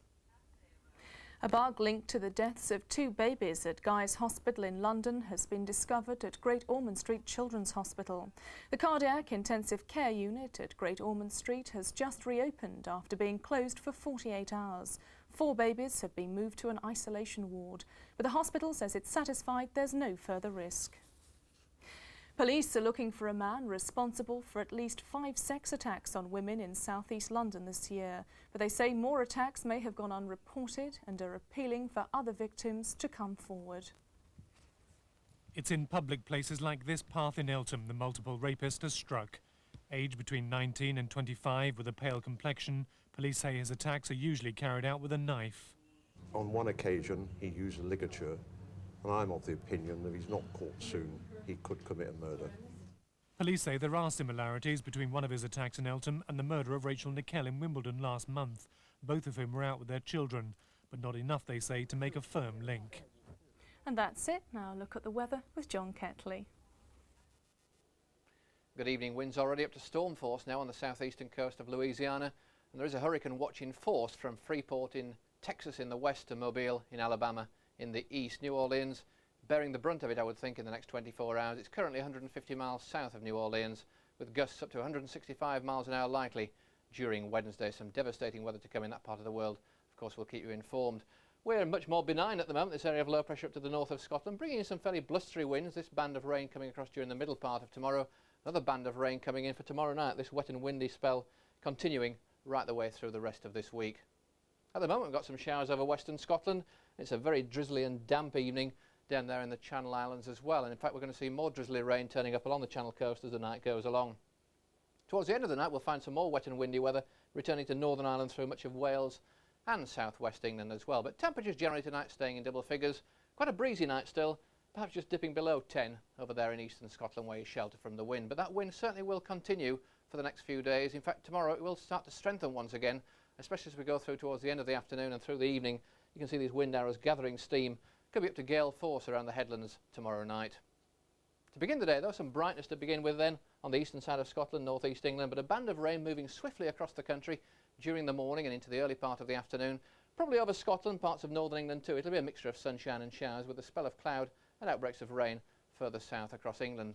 Brighter weather, though, following during the course of the afternoon, but still rather cloudy conditions, just the odd shower left by then, before towards the end of the afternoon still we'll find another band of rain reaching those western parts of Ireland. Very disappointing temperatures tomorrow too.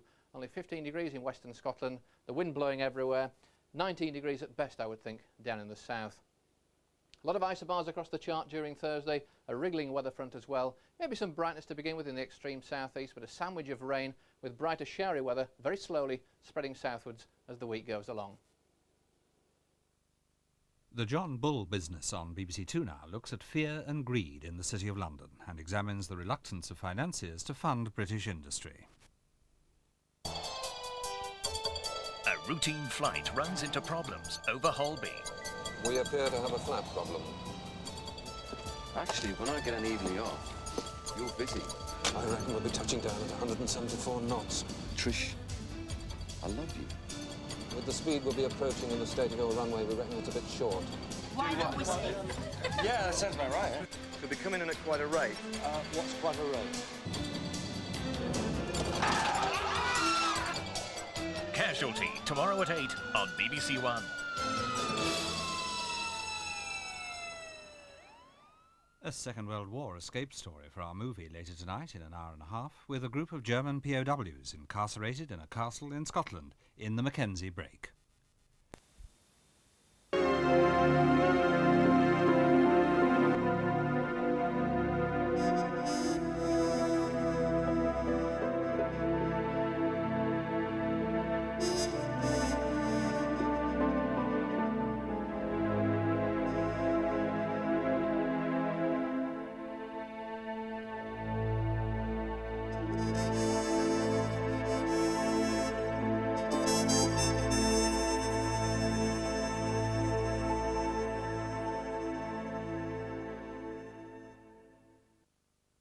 Are you ready for the autumn season from Thames? Welcome to the party, pal! See me, Mr. Rumble. That was a quite intolerable thing to do. Awesome! But enough about me, let's talk about you. I've been feeling good all day. Did you work hard? He's got girly hair. Well, let's just say I was glad I wasn't on the receiving end of that one. A taste of autumn from Thames. Over the years, Clifford has lost the odd friend and nearly lost his girl. To Eddie, but he's kept his teeth because he's kept his gums healthy. Listerine or Coolint twice a day are clinically proven to give effective protection against plaque, lasting 24 hours. That's good for gums and teeth.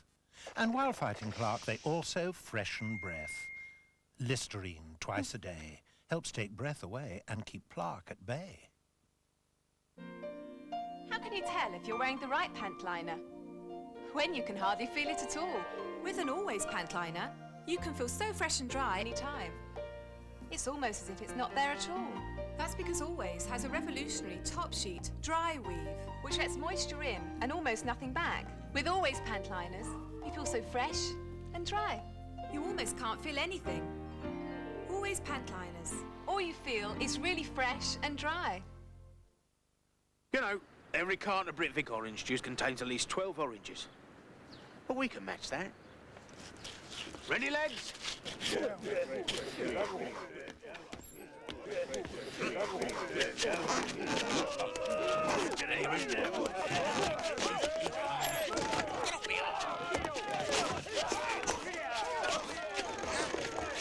That's a lot of oranges.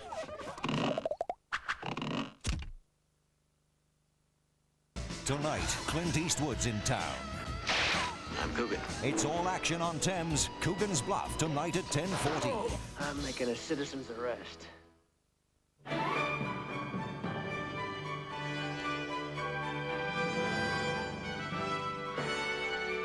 This is Thames Television, now from the studios of ITN, today's national and international news, with Alistair Stewart and Fiona Armstrong.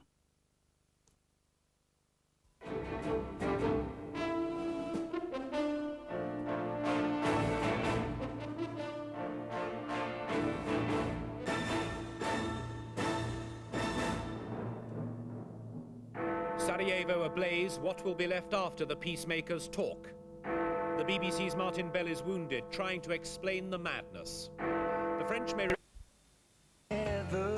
Colleges scrambling for students, we help find the V&A's missing treasure and the littlest and loveliest new soap star. Join us shortly.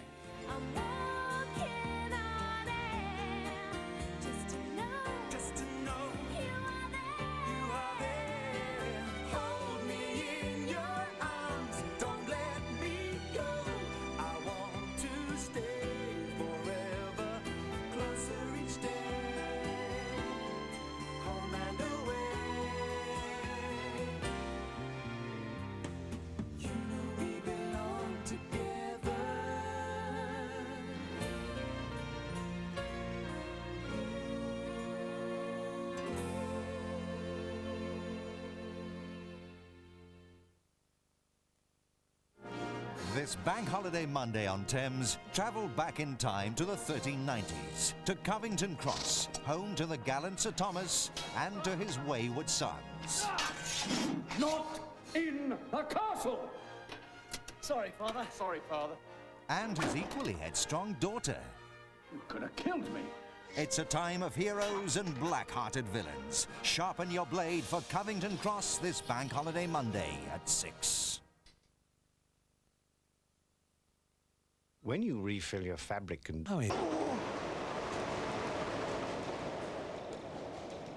No, definitely not. Life on the Costa del Sol isn't just a soap opera.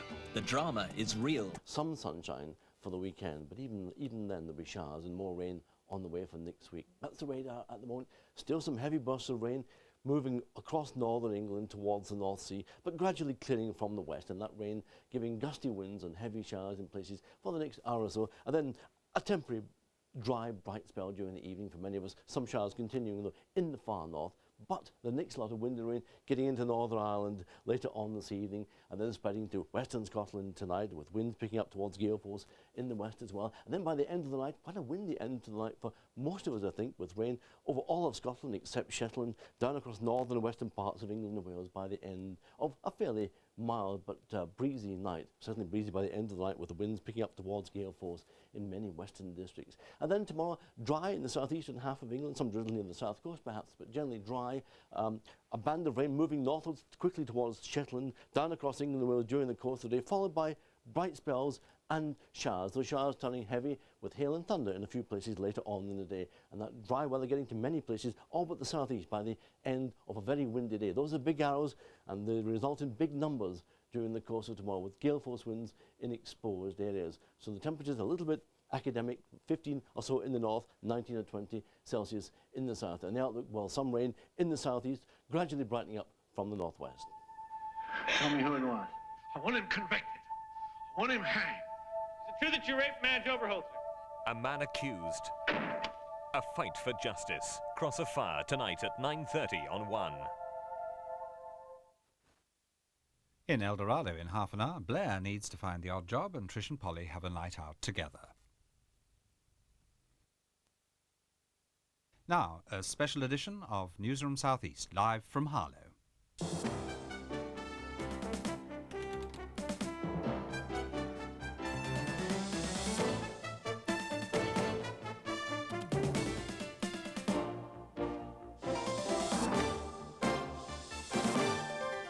Good evening and welcome to this special edition of Newsroom South East. Tonight, the jobs crisis. As the South East continues to bear the brunt of rising unemployment, we've come to one of the worst hit places, Harlow in Essex. This county now has the highest unemployment in the region, and in the past 3 years, Harlow has seen its fortunes plunge. In a moment, we'll be looking at that dramatic reversal in fortune and asking people how they're coping. I'll also be talking to politicians from the two main political parties. But first, it's back to the studio and Sharon. Good evening. 31 student nurses have been threatened with disciplinary action after complaining about conditions in 2 old people's homes. The students at Barts Hospital Medical School criticised standards of care, training and hygiene.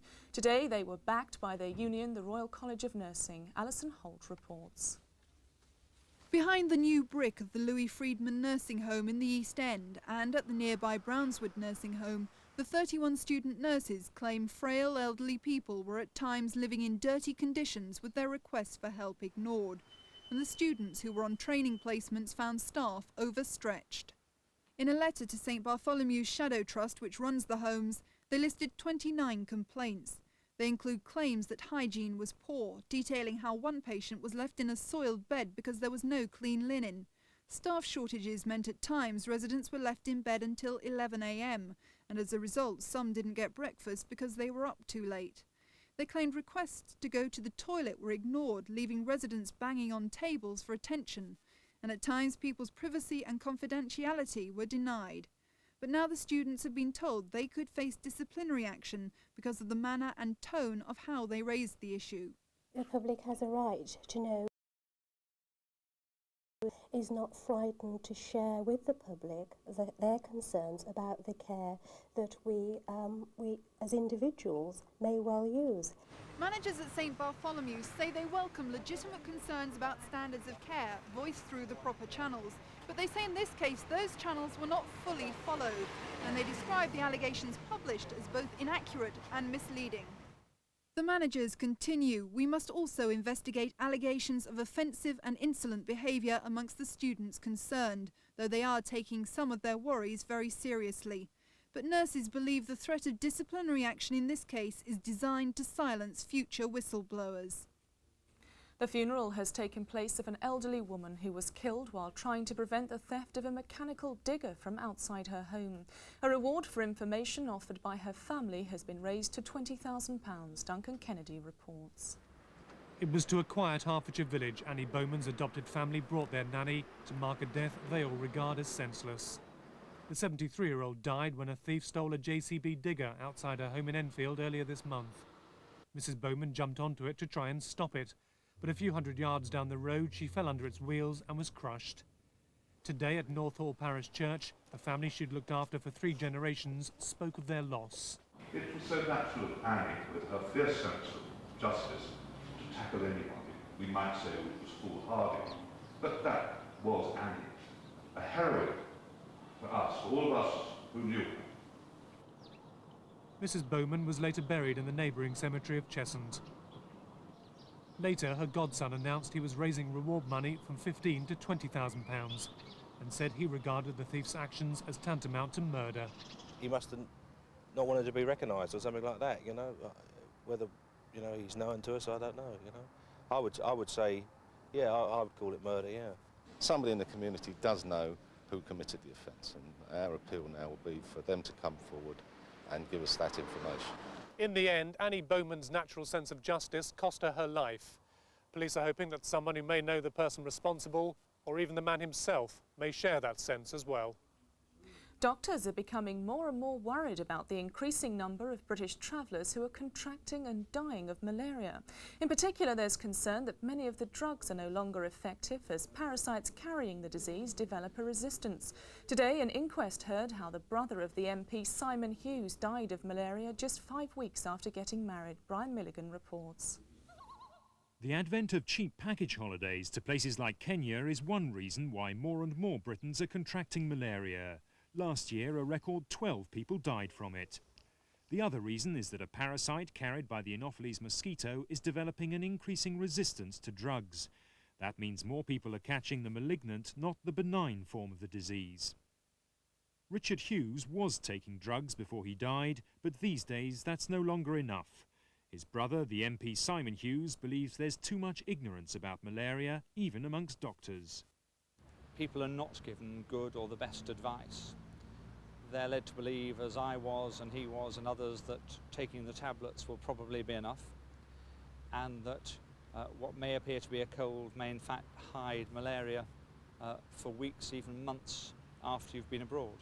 The disease poses a risk to anyone travelling to parts of South America, Africa, India and the Far East. But doctors in clinics like this one point out that the risk varies according to the time of year and precisely where you're going. And advice just a few months old can be useless. Furthermore, even the most well-known drugs now meet resistance. Progressively over the last decade, and in particular in Southeast Asia, the malaria parasite is becoming resistant to all available drugs, and that even includes quinine, which has actually been in use against malaria for 500 years. With drugs no longer so reliable, doctors now advise preventing the actual bites themselves. One must remember that breakthroughs can always occur with drugs. Therefore, you must use, in addition, protective methods against mosquito bites. To that end, doctors now recommend wearing wristlets that have been impregnated with repellent. And in a new development, they say that mosquito nets should be soaked in a chemical which makes them impervious to the insects. Special packs are sold for people to treat their own nets at home. After being spread out to dry, the nets are effective for 6 months and a low-tech but now vital weapon against malaria. And if you're travelling and want detailed advice about malaria, you can contact the Medical Advisory Service for Travellers Abroad on 071 631 4408. That's 071 631 4408.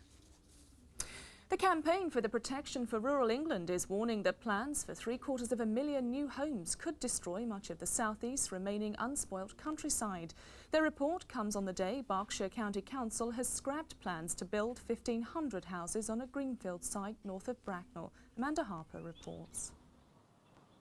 Rural settings like this could disappear forever, says the Council for the Protection of Rural England. They claim house building is eating up the region's countryside and, unless it's stopped, scenes like this will become a thing of the past.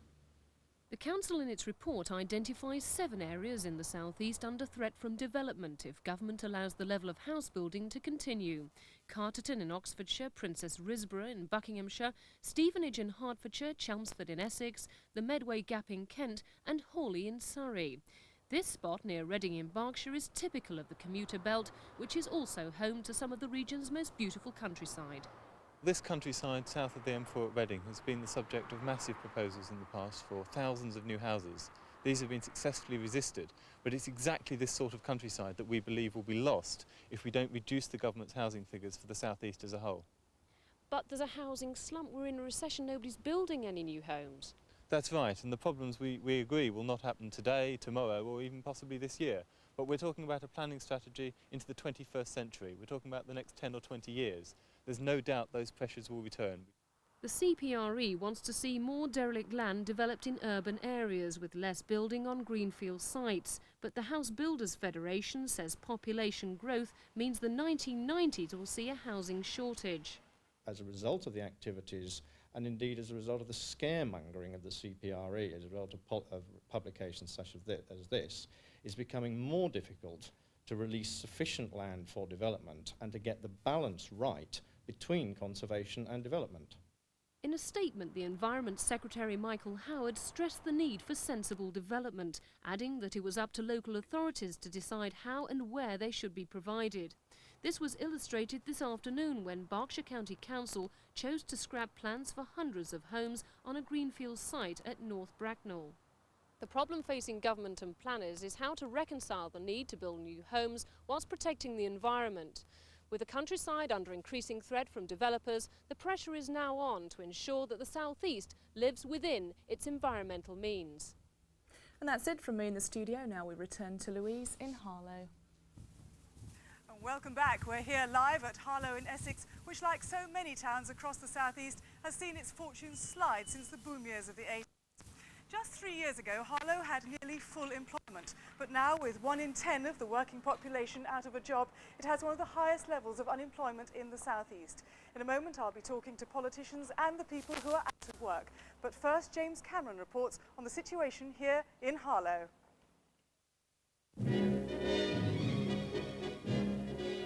Essex, a rousing old-style welcome soon made royal visitors feel at home in Harlow New Town. Harlow New Town was built to house the post-war dreams of London's working class. It was always staunchly Labour until touched by the wand of Thatcherism in the 80s when it swung behind the Tories to share in the economic boom. But in the past 3 years, companies which were once the backbone of the town's economy have been shedding hundreds of jobs. The business that owns Gilbey's Gin has sacked more than 500 with the closure of the distillery. The electronics company Cosa has shed over 300 workers, as has the telecommunications group STC. Another 200 jobs have gone at BP as company performance flags. Since 1989, 1 in 10 of the jobs in the town have been lost. Then the local paper, the Harlow Star, carried 9 pages of recruitment ads. Today, there are only 3. Ever since I've been doing this job, we've been doing unemployment stories and redundancies every fortnight or so. They're running out of manufacturing jobs to get rid of, as it were. To highlight the problem facing people looking for jobs, Newsroom South East has analysed last month's recruitment pages in the Harlow Star. Go-kart manufacturer Zipcart advertised for an £8,000 a year admin assistant. There were 180 applications. One of the unsuccessful candidates was 21-year-old Natalie Spring. She completed a 3-year secretarial course at Harlow College and has been out of work since July. think everyone feels the same way. You know, I try very hard and it just gets you down all the time. I mean, I'm 21, I've got a long way to go, but, you know, I'm not getting there. No one's giving me that chance. In the same edition of the Harlow Star, the car dealers Arlington advertised for a £20,000 a year sales rep. They were flooded with over 60 applications. Kerry Jones sent in her CV, still trying to find work after being made redundant from her telesales job 6 months ago. I've got friends who've got degrees and stuff who've just come back from university and they can't get a job either. 3 years ago you went for an interview, you could guarantee there was like half as many people there now, and so the standard's a lot higher, you've got a lot more to battle against. The pattern is repeated time and time again. The accountants Gain Jackson Scott had 102 CVs from potential secretaries. This receptionist vacancy attracted around 100. Unemployment in the town has more than doubled in the last 4 years, from a low of 4% in 1989 to the present figure of 10.7%, amongst the highest in the region. In the job centre, 7 people are chasing every vacancy. At this council-funded unemployed centre, they're no stranger to the problems facing those without work.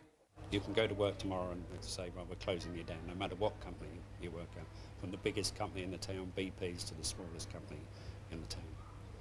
Tomorrow you could lose your job. So how can you plan for a future with the threat of your job being lost all the time? But despite the doom and gloom, the Labour-run local authority says it would be wrong to be unduly pessimistic. When and if the national economic recovery does start, we are fairly confident in Harlow that what we have going for us here in terms of good transport, land for development, housing, a well-trained workforce, actually should be to our advantage, and hopefully that we can pick up pretty quickly once recession comes to an end. And it's not all one-way traffic at the moment. The children's toy retailer Toys R Us are opening a giant store in Harlow, creating 200 predominantly casual jobs, and Tesco's have won a planning appeal to build a supermarket. But as the recession continues to bite and the town faces the prospect of more redundancies, the picture could well get worse before it gets better. James Cameron reporting on the job situation here in Harlow. Of course, it's now also pouring with rain, which makes it even more depressing. So Michael Newbert, as chairman of the Employment Committee of the Conservatives, I don't expect you to do anything about the weather, but what are you going to do about the jobs crisis?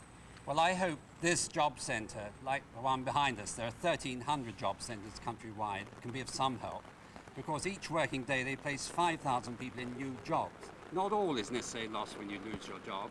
1 in 4 get off the unemployment register within a month, a half get off within 3 months, and 2/3 within 6 months. So there is some help available there. Frank Dobson, a shadow employment spokesman, are you impressed by that? No, I'm not at all impressed by it, and I'm sure people who are out of work aren't.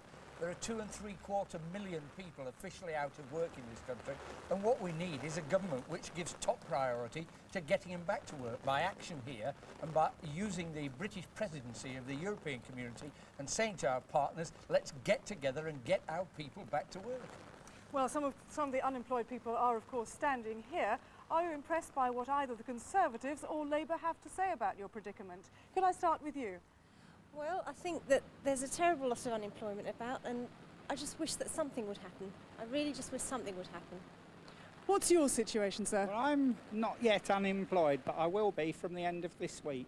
And I'm a college lecturer, but I teach engineering, and engineering isn't fashionable at the moment. The college have sold all the equipment and are teaching numerous courses that, to me, are no good to the country. Are you saying they've taken bad advice from the government on what they should be doing? I don't know if it's the government's advice. The stopping of the Engineering Industry Training Board and their work cancelled our courses, but of course the students we had weren't allowed to be sponsored by local authorities. They were all sponsored by employers, whereas catering courses and hairdressing and beauty therapy and things like that are courses that are sponsored by the college, but engineering never was. So Michael Newbert, what you've talked about so far seems to me to be window dressing, different training schemes, adverts for jobs. What more radical solutions can you suggest? Well, ultimately, the solution to joblessness, of course, is a recovery in the economy, and that, we hope, is not too far away. But meantime, the government is giving immediate support to those out of work and their families. It is providing a massive programme of training and education and skill qualification, which is very necessary if we're going to be competitive and get those new markets when the recovery comes. Frank Dobson, what about this recovery? Are you impressed that it might come soon? Well, it may come soon, and it ought to have come sooner, but even when it comes, there'll be an awful lot of people still out of work. And as the lecturer in engineering says, one of the problems is we're throwing people out of work in the jobs where they made things that people bought. We've lost 750,000 jobs in manufacturing in the South East, and we're now having to import what those people used to make. But there are a lot of people out of work here in Harlow. They didn't vote for you, did they? Well, maybe they should have done, and maybe they did. Maybe it was the people in work who didn't vote for us. Well, let's find out more. If I can go to the man on the end here. Did you vote Labour? No, didn't. Why not? What do you think anyone could do, any of the politicians could do? Well, at this present time, like, they can't do really nothing. I mean, whoever got in, the way the fact it is at the moment, it's just no good. I mean, I can't see it for a couple of years. How do you feel about your predicament? Well, I couldn't say the words on TV, but I feel very strongly. I mean, they say there's things going to happen, but I don't see them happening, not for a long time to come. Thank you very much for the time being.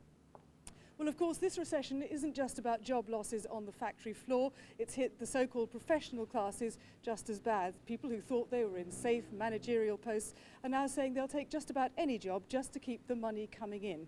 We now go to a report from Stephen Gardner on what these people are doing. Only 3 months ago, Kay Eggleton came to this recruitment agency to take on staff. Today, having lost her job as head of a busy personnel department, she's returned in need of a job herself. Okay, the situation's pretty much the same as what it was last week. 2 months into unemployment, she's already abandoned any hope of landing an equivalent managerial salary. Now she's prepared to take literally anything. I've started thinking that maybe I could go into a company as an administrator, as a secretary in a personnel department.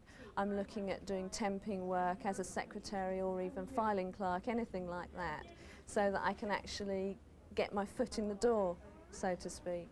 We have people that are qualified solicitors, qualified accountants, secretaries, all of whom have been made redundant, and who are prepared to do absolutely anything on a temporary basis in order to earn an income. For 55-year-old Jeanette Benn, it's a similar story. Since losing her £22,000 a year management job in a Hertfordshire holiday firm, she's been forced to take up secretarial temping for less than half the salary. Initially, I possibly wasn't ready to take on any temporary position. I've changed my mind now. I'm more likely to go into something that's a lot less of a challenge, let's say, just to make sure that I'm earning some money every hour. So what we will be doing with you is working together with you on whether you want to continue your career as it was. Increasingly, this is the refuge for out-of-work management desperately attempting to patch up their careers. This agency has over 200 clients from the South East, all trying to rehabilitate themselves back into the jobs market. For consultant Bill Goodman, one of his principal tasks is getting his clients to come to terms with the shock of unemployment. The advantage is that they've wiped the slate clean. We always say be positive. Be positive about yourself. There's no need to confess anything. I hear on the job market with a whole lot of skills, a whole lot of attributes, a whole lot of personal attributes, and you can market these. So what you will need to do is to, in fact, focus very much on the future and focus on marketing. John Kroger is one of the success stories. 18 months ago, he lost his city banking job and the £32,000 package that went with it. Having failed to get back into the city, he finally decided to change course completely. Now, on only a third of his previous salary, he helps administer this surgery in Billericay and plans to stay. After being redundant for a while, I certainly sort of stopped and looked at myself and looked, well, what are the values in life? And the values were my wife, my children, the family. That's what's important, to work in order to keep them, keep things going for them. And the trimmings of a car and everything, it's very nice, but it's not essential. But while John Kroger has salvaged job satisfaction, there is growing concern that the enforced movement of professional people into lower-ranking jobs may well cause long-term damage to the economy. We know from evidence that people being made redundant are often going into positions which are less than the ones that they left. The key issue is how they can adapt when the upturn comes, because there's always the possibility that we will sustain losses from these people when the economy improves. Meanwhile, job hunters like Jeanette Benn continue to send off their applications in the dwindling hope of getting back into the executive fast lane. Stephen Gardner reporting there. Now, Rod Sellum, you've just lost your job as a works manager after 27 years. How do you feel? Absolutely gutted. I feel really terrible. What do you think your prospects are now? Well, I've been out of work 9 months now and I can't see my prospects getting any better. Had anything prepared you for this? And not really, no. I just didn't think it would come to me. And how did you see your future shaping up? I thought I'd go on from where I was and to better things, and it just hasn't happened. Can I ask how old you are? 42. 42, right. Pat Hamp, you're the area manager for the recruiters Alfred Marks. What chance has Rod of getting a job? He has as much chance as anyone in this area at this moment in time. I think what Rod has got to do is keep trying, keep applying for the positions that he's been doing.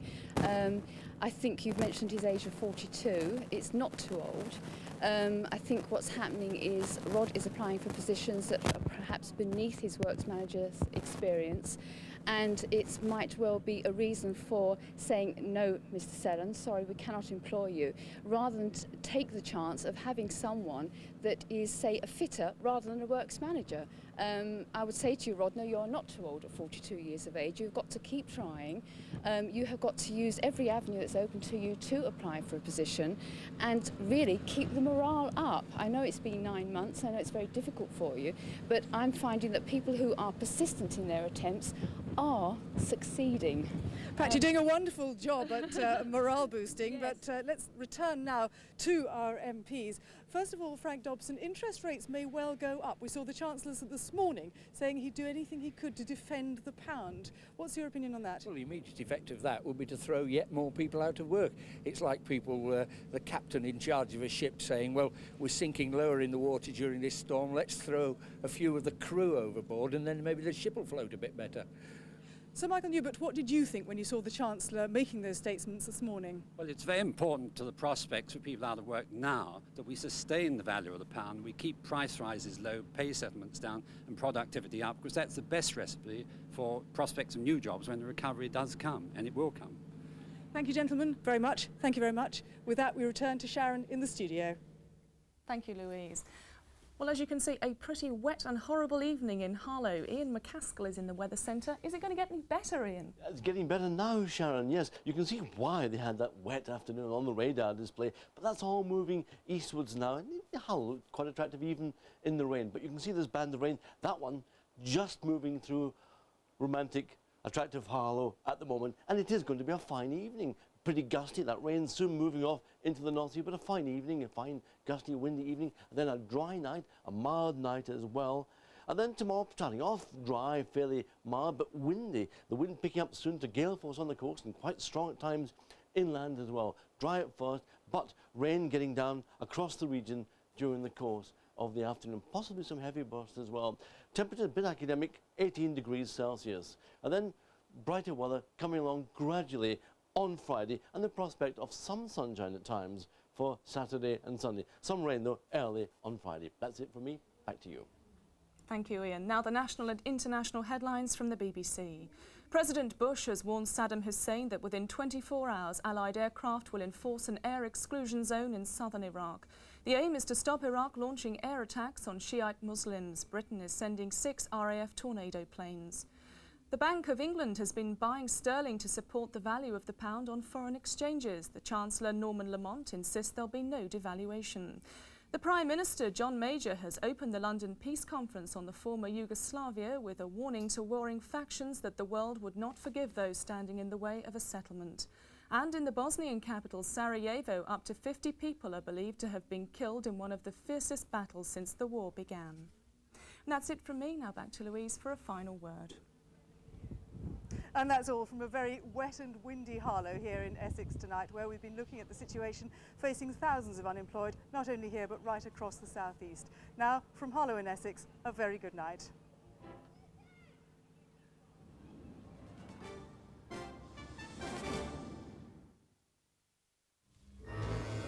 Latest from the Yugoslavian Peace Conference.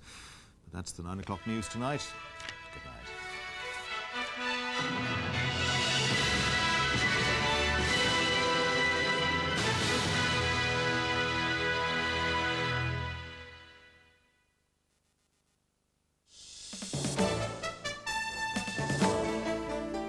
evening from Newsroom South East. Student nurses at Bart's Hospital in London have been threatened with disciplinary action after complaining about conditions in 2 old people's homes. They'd criticised standards of care and hygiene. Behind the new brick at the Louis Friedman home in the East End and at the nearby Brownswood home, the student nurses claimed that frail elderly people at times face dirty conditions and staff too overstretched to help. They've been told they could now face disciplinary action, and their union claims the threat is designed to intimidate staff with genuine fears. Managers at St Bartholomew's say they welcome legitimate concerns about standards of care voiced through the proper channels, but they say in this case those channels were not fully followed, and they describe the allegations published as both inaccurate and misleading. Police in Australia are stepping up their search for a woman from Surrey who's been missing for 4 months. Caroline Clark from Farnham was last seen leaving a hostel with her friend Joanne Walters. Joanne's parents arrived in Australia today to renew appeals for help in finding them. The Council for the Protection of Rural England has criticised plans for 750,000 new houses in the southeast, which it says will destroy large areas of countryside. The Council in its report identifies 7 areas in the southeast under threat from development if government allows the level of house building to continue. Carterton in Oxfordshire, Princess Risborough in Buckinghamshire, Stevenage in Hertfordshire, Chelmsford in Essex, the Medway Gap in Kent and Hawley in Surrey. This spot near Reading in Berkshire is typical of the commuter belt, which is also home to some of the region's most beautiful countryside. The problem facing government and planners is how to reconcile the need to build new homes whilst protecting the environment. And that's it from Newsroom South East. Join us again at breakfast time. But now the weather with Ian McCaskill. Hello, I bet you didn't think that August could get any... Adion in.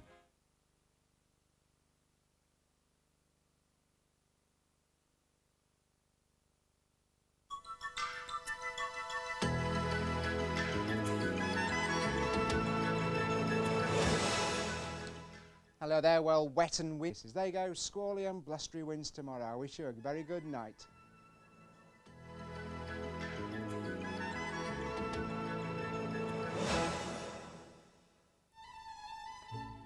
This Bank Holiday Monday at 8 on Thames. Mr. Bean's in rather a hurry. He's late for an appointment with the dentist.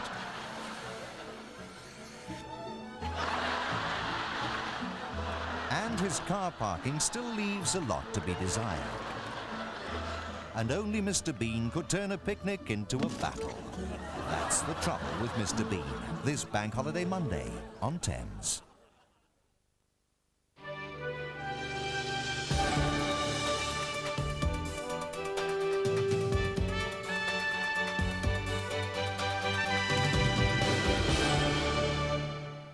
Good evening. It's been claimed that homosexuals in London who previously heeded warnings about AIDS are now ignoring advice and risking their lives.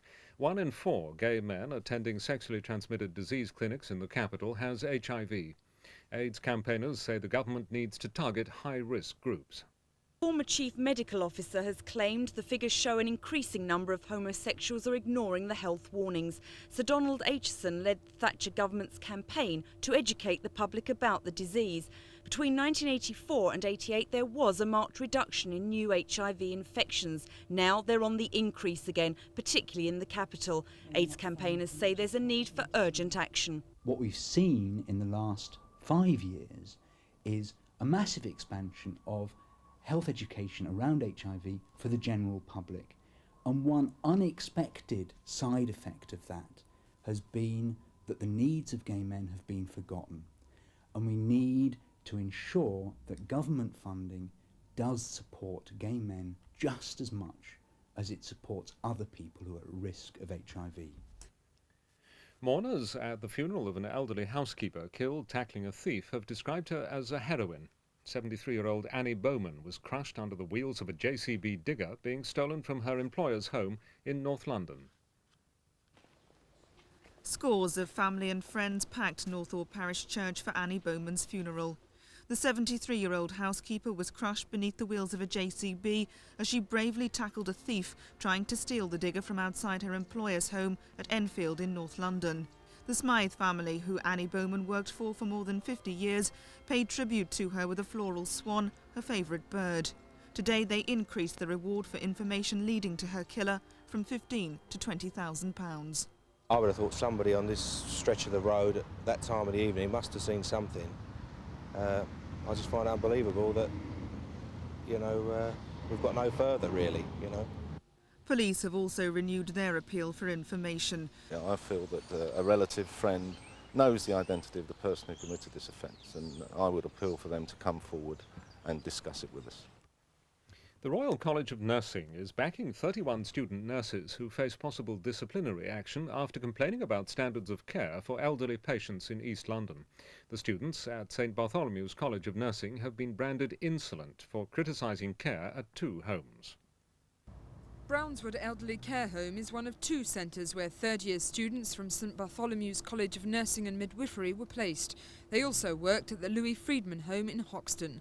The students' complaints included allegations of patient neglect and poor hygiene. St Bartholomew's is denying that it will take disciplinary action against the students because they raised concern about standards of care. But in a statement, the college says the manner and tone in which the concerns were raised may be subject to disciplinary procedures, though that wouldn't necessarily lead to disciplinary action.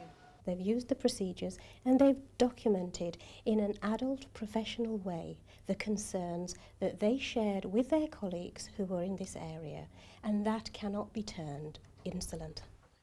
A 7-year-old boy has spent a dream birthday on a busman's holiday to Luton. David Bostock is a memory mastermind when it comes to his passion for public transport. For David Bostock, it's a dream come true. He's spent his 7th birthday as guest of honour at Luton and District buses to celebrate a remarkable achievement. The youngster is so crazy about buses, he's learnt the timetable of every one in the town. All right then, tell me about Route 27. Where does it go to and from?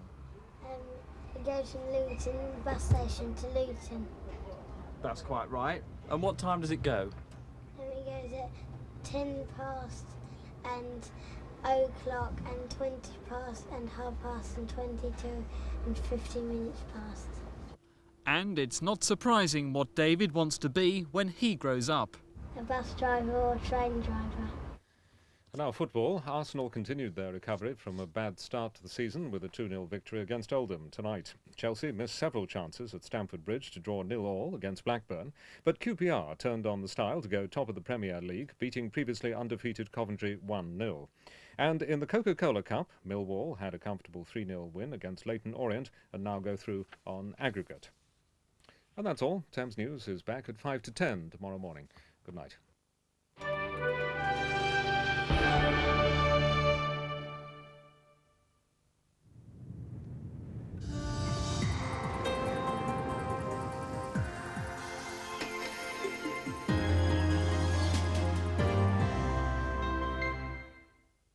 Showers should have died away to leave a mostly fine night. Temperatures will fall to around 12 degrees Celsius, 54 degrees Fahrenheit. Tomorrow should start dry and the morning may be quite bright, but the cloud will increase and there'll be quite a strong southerly wind in the afternoon and with it some rain.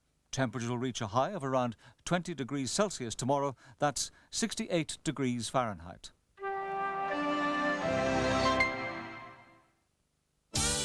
Tonight on Hollywood Report, Mickey Rourke and Willem Dafoe talk about their film, White Sands. Stephen Hawking attends the premiere of his film, A Brief History of Time. And we go on location to America's biggest quiz show yet. Hollywood Report tonight at 11:30 on Thames. Next this evening, the conclusion of tonight's feature film, that's Hostage on Thames. Tom Berenger and Deborah Winger star in the Wednesday premiere. We are...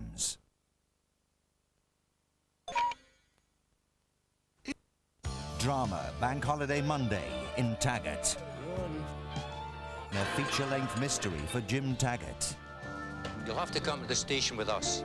This is now a murder inquiry. Bank Holiday Monday at 8:30 on Thames. Now the continuation of tonight's feature film, Hostage. Morning. Ask Mothercare. New Valencia, its natural sunshine taste.